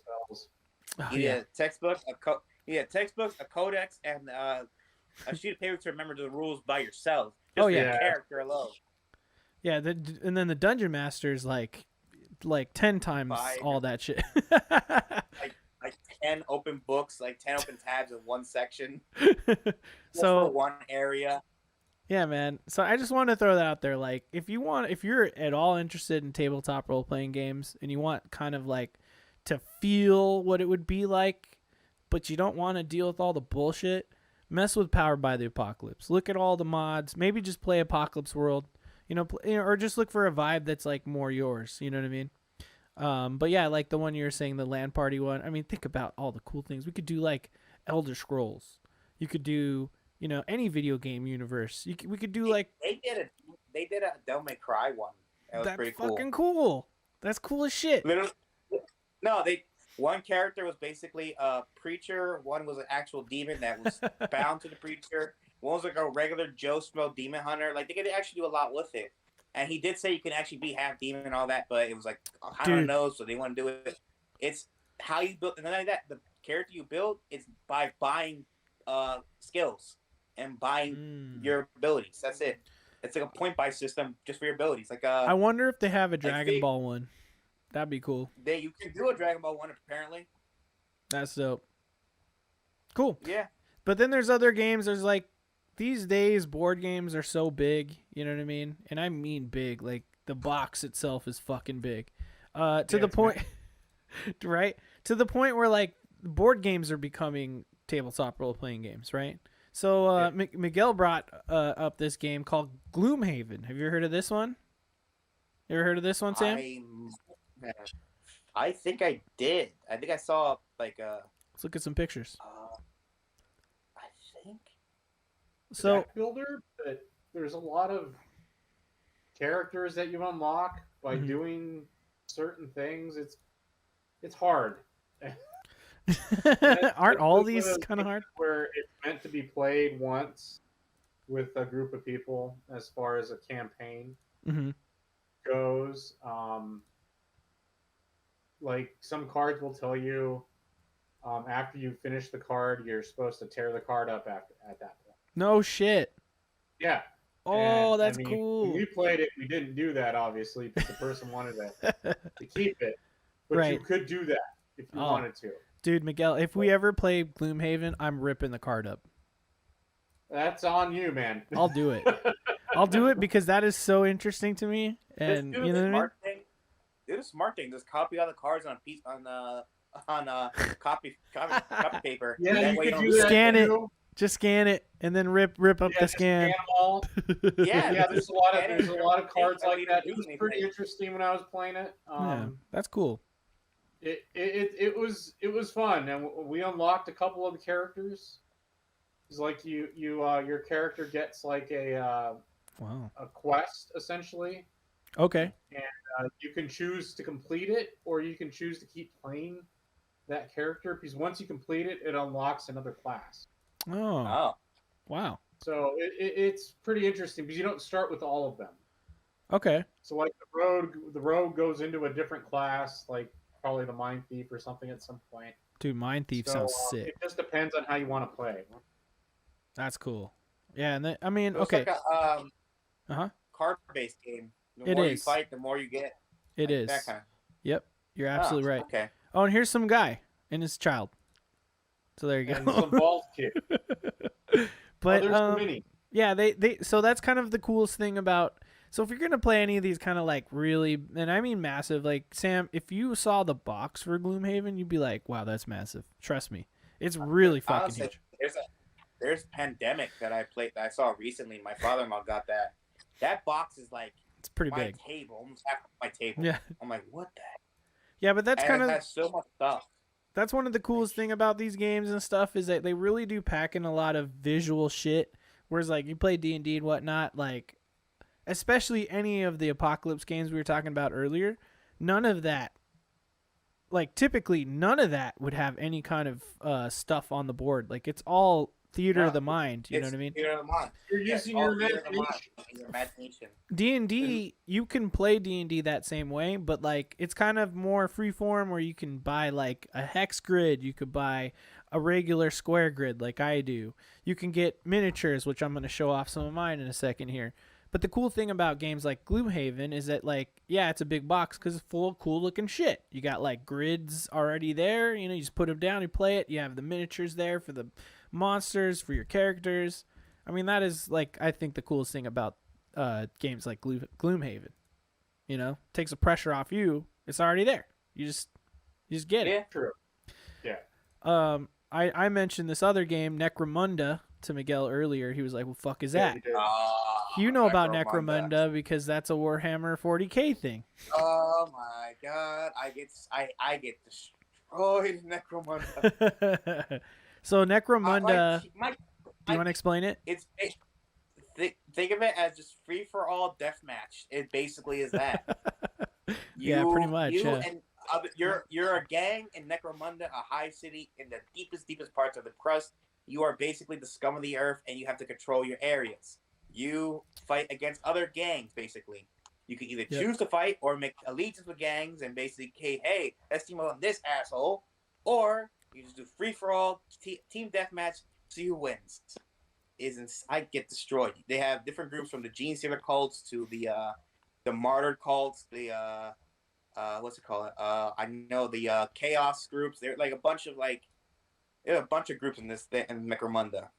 Yeah, but they're all gangers and they're all they're all like think of it like as if Mad Max basically underground. That's all it is. Right. Exactly. Here's a little bit of a video showing it. So yeah, Necromunda, yeah, like I guess you could still kind of call this a role-playing game because there's still like stats and shit, you know what I mean? It's still Warhammer. You know what I mean? But like this is one of those it's just one of those big box games, you know what I mean? It's just full of cool shit and it's, you know, I'm pretty sure people it's like a battling group. Oh my god, dude, is that fucking Gage? Is that the Luke shot first right there? You didn't notice him? Hey, that might be me. Hey, what's up, dude? How's it going? Hey, you know, I'm here. You know, I just figured I'd stop in, say hi. You know, see how you guys are still doing. If you're still casting a pod, which seems like you are. Oh, we're casting. We're casting. We're talking about Necromunda, man. You ever heard of Necromunda? I am oblivious to Necromunda, but it sounds like a place. It sounds like a world that is dead. Yeah, that's pretty accurate. Sounds like a dead world. It sure is. Sum it up. Think of it as Fortnite, but just bloodier, and there is no gods. They are just death. Whoa. Nice. Well, there are gods, but they're kind of douches. Sounds like you got home safe there, Gage. Sure. Actually, not quite. I'm about maybe 45 minutes out, something like that. Yeah, nice. Long drive. Oh yeah, it sounds like fuck. I'm probably about to lose you guys. My service is quickly dwindling. So, yeah. Nice. Oh, be safe, man. Drive safe. Oh, hey, Gage, if you're still there. All right, y'all. Hold on, Gage. Yes. If you're still there, have you ever played a tabletop role-playing game? And if so, what was it? Well, I mean, I've played plenty of 5e. Okay. But that's D&D 5e, obviously. Yeah. And then I've played along with Wars Edge of the Empire. If you guys can still hear me. Oh, Edge of the Empire. That's Star Wars. Yeah. Yes, it is. It's very fun. It's similar to 5e, but very Star Warsy, and obviously with all the Star Wars lore. Nice. I heard about that. I never heard about that. Is that a 20-sided system, or is that like 3 6-sideds? So it's cool because you do d20s, but then you have force die. So you have these black and white force die that I think are 7-sideds, maybe. And so depending on like whether your character leans dark side or light side, you'll roll a force die that corresponds to that. And like it'll either give you perks or like advantages or debuffs on like your chance type of thing. I like it. That's pretty cool. You can see a little smile on my face. I'm like, ooh, I want to play this. I do want to play it. It's a really fun game. We ran a campaign for a long time, and then the GM, the Galaxy Master, as they say, he moved away. So. Oh fuck. Yeah. That's unfortunate. Oh man. Gage, did he move? Did he move in a galaxy far, far away, dude? I knew it. Oh. He moved far. He moved far away for sure. To Wisconsin, I think. Oh damn, that's far. That's definitely not California. It's another dimension, as far as I'm concerned.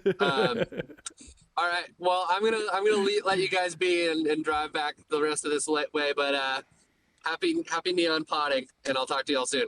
All right, man. Thanks for popping in and saying hi. Thanks for stopping by. Take care, dude. Thanks for stopping by. All right. Oh, and my endorsement will be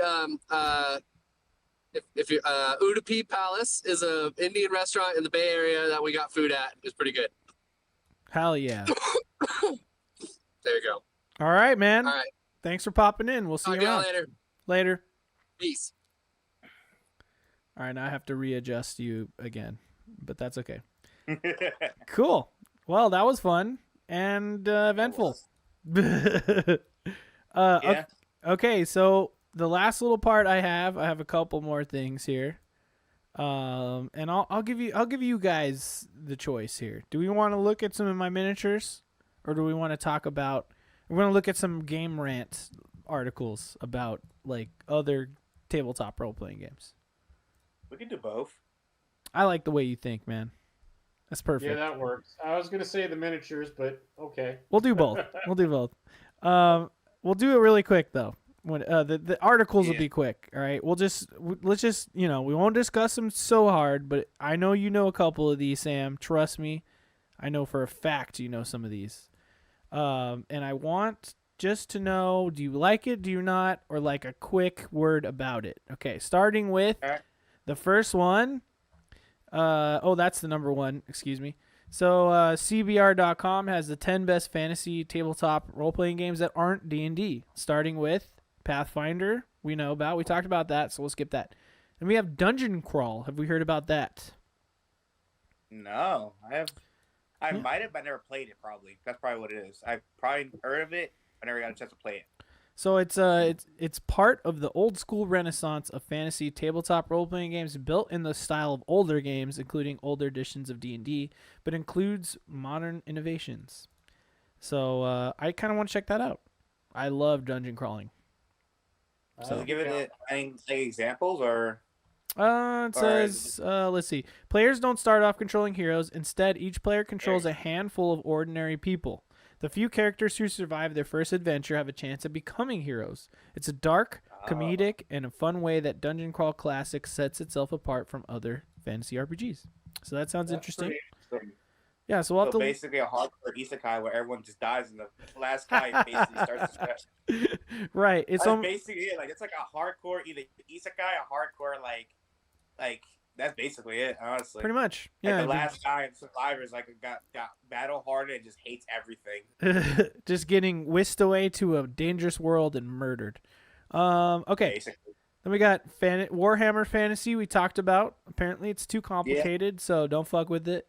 The One Ring reflects fantasy's roots. Wow, so there's a Lord of the Rings one. It's called The One Ring. I'm not surprised. Yeah, so I mean, would any of you guys play a Lord of the Rings RPG? I'd be down, but I guess what's the story? Let's see. Yeah.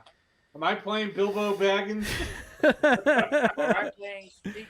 I playing Smeagol, the left nut of a troll? What am I doing here? Like, I'm playing like some random schmo that's gonna get murdered by Sauron beginning of the movies here. Dude, you're not Smeagol, you're Spiegel. Spiegel. No, I'm kidding. It creates a fun, unique game that genuinely feels like a J.R.R. Tolkien novel. The One Ring makes travel and exploring as much a part of the game as adventure itself. The game lends itself to scenes of group resting after suffering attrition on the roads and in the wilderness. It's split into an adventuring phase and a fellowship phase. So that's kind of interesting, sort of. I don't know. Could be interesting. We should look into that one too. Then we have Blades in the Dark. Have you heard of that? Oh. It says it's built more like a crime game. They plan out scores, clash with other underworld factions, and amass more power. Has a unique setting. It has elements in common with steampunk, horror, and fantasy. It's similar to Dishonored, the video game, in many ways. Oh, that sounds pretty cool. Well, that's pretty interesting, yeah. So like a heist D&D, kind of? Yeah. Yeah. Then we have The Witcher RPG. Say no more. So I'll play it. There's a Witcher RPG. Fuck yeah, man. Hell yeah. Let's see. The Witcher. Okay, no, we're not doing that.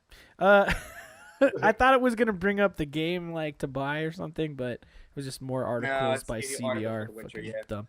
The 13th Age makes players feel epic. So it kind of takes inspiration from 4th edition. Tells stories of high fantasy, epic heroics. So just kind of looks like, epic battle RPG. I don't know. Fourth edition. Look, fourth edition was okay. Fourth edition Dungeons and Dragons was okay, but it's very video gamey. I don't know. I don't know if I'm down, but I would look into it. It felt like an attempt to make it like mainstream, yeah, but more mainstream to players. And then that's when 5e came out and basically changed it to where it's mainstream for everybody. Right. Yeah. Agreed. So I don't know. I mean, I could check out 13th Age. Maybe it's more of a power fantasy type of game, right? Probably. So if that's your jam, that might be the game. Now, here's the one that kind of interests me. Worlds Without Number is the fantasy equivalent of the Stars Without Number sci-fi tabletop role-playing game, which I've never heard of. But it's another game with some significant old-school leanings. However, Worlds Without Number doesn't feel dated. It draws from the best of old-school RPGs like Basic D&D and Traveller, but blends them with player-friendly and more modern innovations. In particular, the game goes out of its way to help the dungeon masters. It says DMs. I don't know. Game master. It encourages game masters to be loose with their prepping and gives them a considerable number of tools to help create entertaining, memorable sessions. Now, see, that type of shit I like to hear, because I don't want to spend too much time preparing, and I want to do like a little improv, so it could be fun. But the fact that it's like a little like weird. Any one-shot system. My voice is going, Jesus. So I don't know. It could be interesting, I guess. And then Dungeon World, which is we talked about this. It's a Powered by the Apocalypse game, essentially, but it's a dungeon crawler in that system. So just all about telling good stories in a dungeon, essentially. So sign me up. What do you guys think? Okay. Down? Yeah, I'd be down. Yeah. I'd be down for any of these, to be honest with you. Same. Yeah, I'll save this article. And then finally we have Shadow of the Demon Lord, which I've heard a lot about. Guys, have you heard of this? I have not. You have piqued my interest. Interesting. So it's inspired by 5th edition. The game's roots are obvious. However, it does a lot to set itself apart. In particular, it draws on other fantasy games. It's a dark, pre-apocalyptic story. It's both grim and slightly farcical. Players start with a level 0 character attempting to stop the end of the world.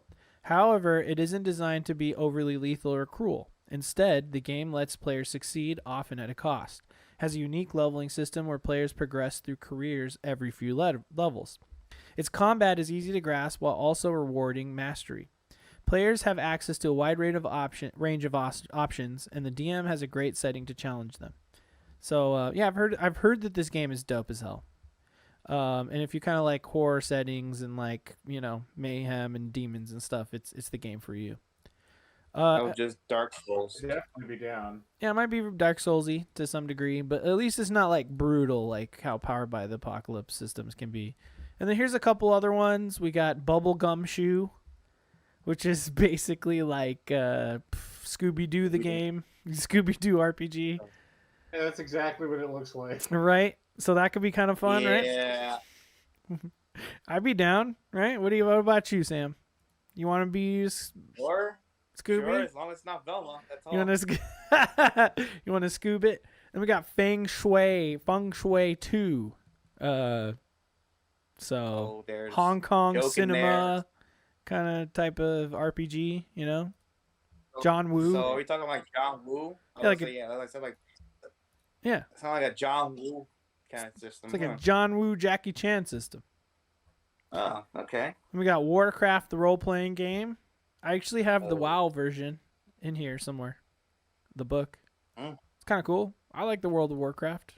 I mean, in general, not like the statement. I'm sorry. Miguel, thoughts? Yes? No? No? I mean... No, you don't care. Yeah, whatever. So. I mean, I'm not opposed to any game, really. Dragon Age RPG. Dragon Age. Yeah. Cool world. Kind of play with that. Yeah, they didn't know Mass Effect was also an RPG. Tabletop RPG as well. Cool. Is it really? I would play that. Mass Effect is. And Krogan are broken. Oh, yeah, for sure. Krogan are broken. Index card. Wow, interesting. Similar to the likes of Fate and GURPS, Index Card aims to provide a system that prioritizes storytelling with mechanics flexible enough for players to adapt to various settings and genres. Oh, I'm gonna have to look into this. Seems kind of simple, but then there's also the game Fiasco, and I've heard of this game like a lot. So it's kind of this is the one-shot game, Sam, if you've ever heard of Fiasco. So Clearly, yeah, it's essentially like every time you play Fiasco, it's still like a tabletop role-playing game where you have a character and you tell a story, but it's always like one story, and when you're done, and every Fiasco game will be a brand new story with other characters. So that's why I find this game to be very interesting and fun and like quick and easy when it comes to this genre of games. Then we got Pathfinder. We know it's good. But then we got Star Trek Adventures, bro. Miguel? Fuck out of here, Star Trek Adventures. Come on. You want to fucking... No, want to be a captain, man?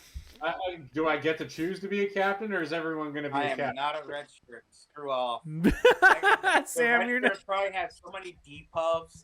So much like, hey, guess what? Pull a card. Guess what? You die. Sam the red shirt. That's what I'm going to start calling you, dude. No. I'm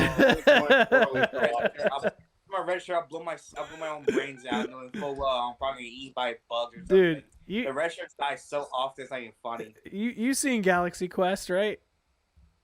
They even joke about that in Galaxy They do, Quest. I know. Yeah, that's what's his name? The Sam whatever, the actor. I love that guy. It's from Moon. Is that movie? What's that guy?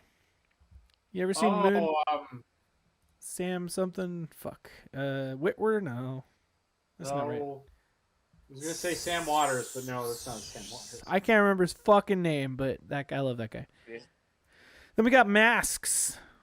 So I don't know what that is. Oh, it's a superhero RPG. So if you don't want to spend $8 on the Marvel game to playtest it, you could try Masks. You know what I mean? Then or is it like? Yeah, it's a superhero like... RPG.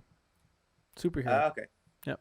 And then there's Leverage, the role-playing game, which is apparently a TNT drama, and I don't care, and I don't even want to talk about it. Yeah, then we got Cyberpunk Red, which is that. Huh? Go ahead. I would say Cyberpunk, not a good game, as in the video game. It has a lot of bugs and issues. Tabletop is really fun, apparently. Tabletop is apparently you can do a lot with the tabletop, character-wise. Like, character creation-wise, it's a lot. Yeah, I've heard that. So, yeah, definitely we should play Cyberpunk one day. That'd be a lot of fun. You know what I mean? You're Cyberpunk, You're all modified and enhanced with, like, technology. That's a good time. Blades in the Dark we've talked about. Legend of the Five Rings is like a wuxia Asian type of magical adventure. You know, that sounds exactly what it looks like. Interesting and cool to me. World of Darkness is a game that I'm pretty sure Sam's played. I think you told me about it. Yeah, World of Darkness is not just one world, it's multiple. Under that could be Vampire the Masquerade, Werewolf by Night, but Werewolf the Apocalypse, and Hunter the Reckoning is also part of that. There's a bunch of others, but yeah, basically it's the same world, but you see the different classes and different species, like Vampire Masquerade, obviously, you know what that is. Yeah. But you also can do, people have actually done campaigns that correlate with each other. Like they actually had a Vampire Masquerade, a Hunter game, and a Werewolf game, to where at one point all the characters got together and had to fight the big bad or something, or they had to fight each other. It was a really cool system. Yeah. Do a lot with it. Yeah, so you like spooky shit. That's the game for you, basically. Yeah. And then finally, Fate Core, which I was reading a bit about this, and it seems really dope. Again, it's like more storytelling based, but then it's very adaptable to like any kind of story or setting you want. So looks like a mix. Looks like from the characters, like from, I hate to be that guy, but looks like fantasy, and then it goes to, I'm guessing, James Bondish. And at the very end, you get weird sci-fi shit. Yeah, man. So yeah, like 50 sci-fi. Right. Yeah. Yeah, so it's sort of like a really adaptable storytelling kind of freeform setting. Professor X. Maybe he is. I mean, he looks like he's in a wheelchair. wheelchair. So yeah, and I want to check out Fate Core and all these games. But there's just a few games that you may not have heard of and might be kind of interesting for you there. And I'm gonna quickly show you some of my where is it? This one. I'm gonna quickly show you some of my minis and show you why I like D&D. Because who doesn't like toys? Here we got a gold dragon. What do you think of my gold dragon? Pretty cool. Cool, but they are dicks to talk to in game. Nah, they're just kind of full of themselves a bit. No, they're high and mighty. Think they're right, even when we literally tell them they're not right. You need to run.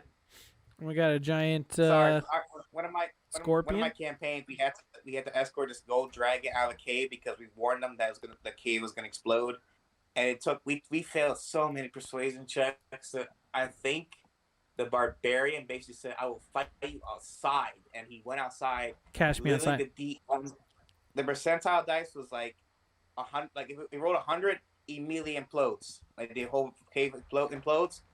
The moment we had to get each time we had to walk. We had to actually go to combat system. We had to walk.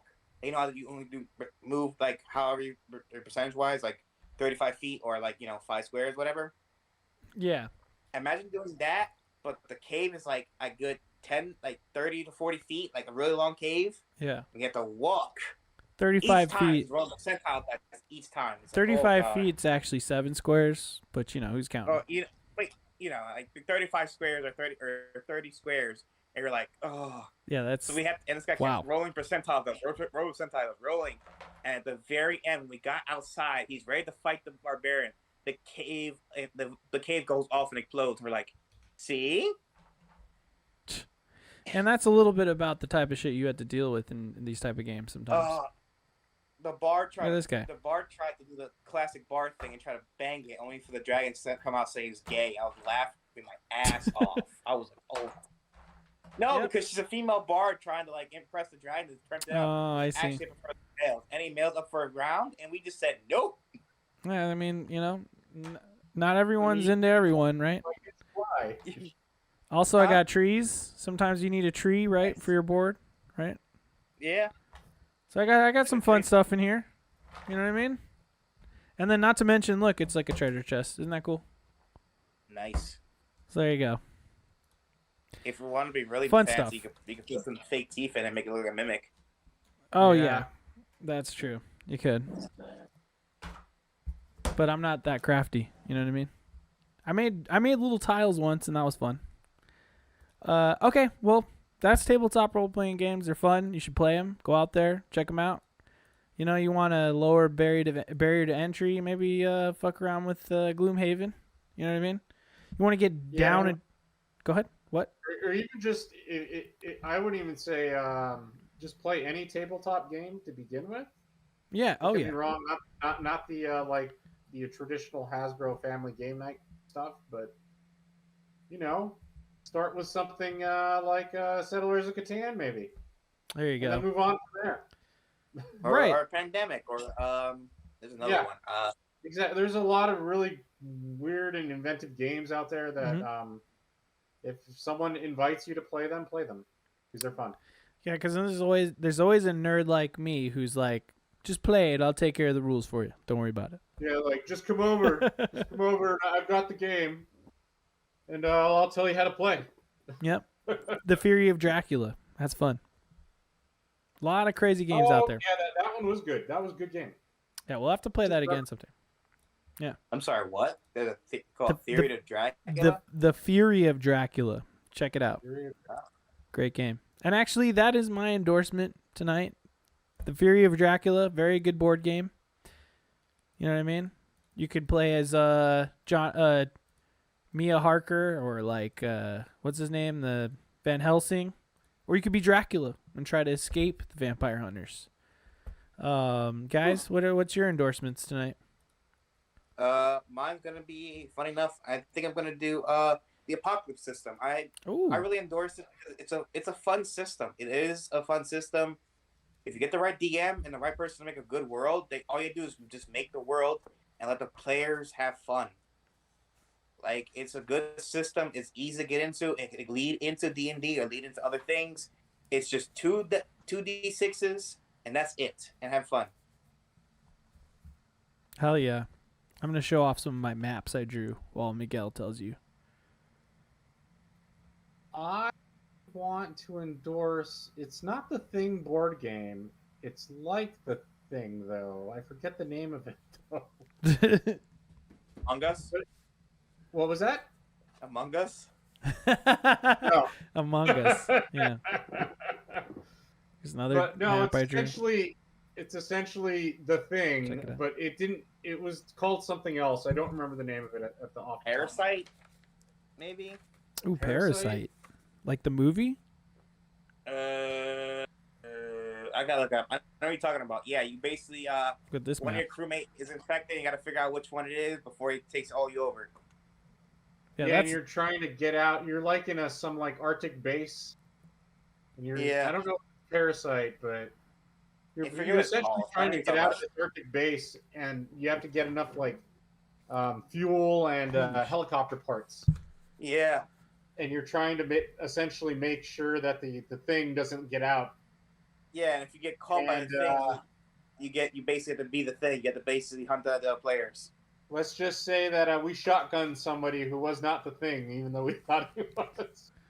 Yeah, that does kind of sound like Among Us. It was a good time. That's awesome. We'll have to look up that game, and we'll put it in the description below. Here's a. You didn't do the blood test? Look at all these crazy maps I drew for this game. We're definitely getting the group back together. We did not do a blood test. We just shotgunned him.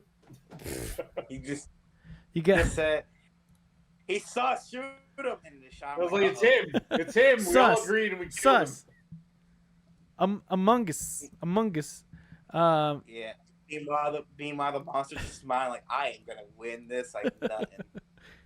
Hell yeah. So let us know what you've been nerding out on in the description below this video, if you even made it here. I hope all the people who've watched this whole crazy episode, thank you so much. And also let us know what your do you like oysters? Do you eat raw oysters? Because I do. Just let us know in the comments below. Yeah, and then I'll just ask one final question. What's everybody's lightsaber color? Red. Generally blue. Blue. I'm in purple. Red. You're a Sith? Yeah. Nice. There's a lot more freedom, and I'll be honest with you, with the passion. I've read some of the Star Wars books. The Jedi are so corrupt. I'm not even kidding you. They are. The Jedi and Council are so corrupt. It's not even funny. Yeah, that's the whole point of the first, the prequel trilogy, pretty much. Not even the prequel trilogy. The actual new books, the Jedi Council is so hypocritical with some of the things they've done. Yep. It's like, now I see why you get destroyed by the Sith so many times. Yeah, well, there's got to be balance, man. Dark and light. You get your head up. You get your head up your asses so far you can't even realize it. All right, guys, say goodbye. Thanks again for watching. We'll see y'all next time on Neon Pocket Dimension.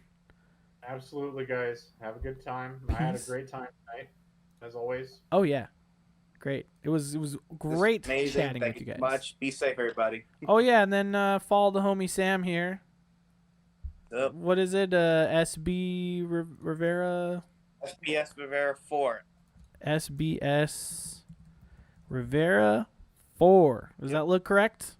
Schwing. Yep.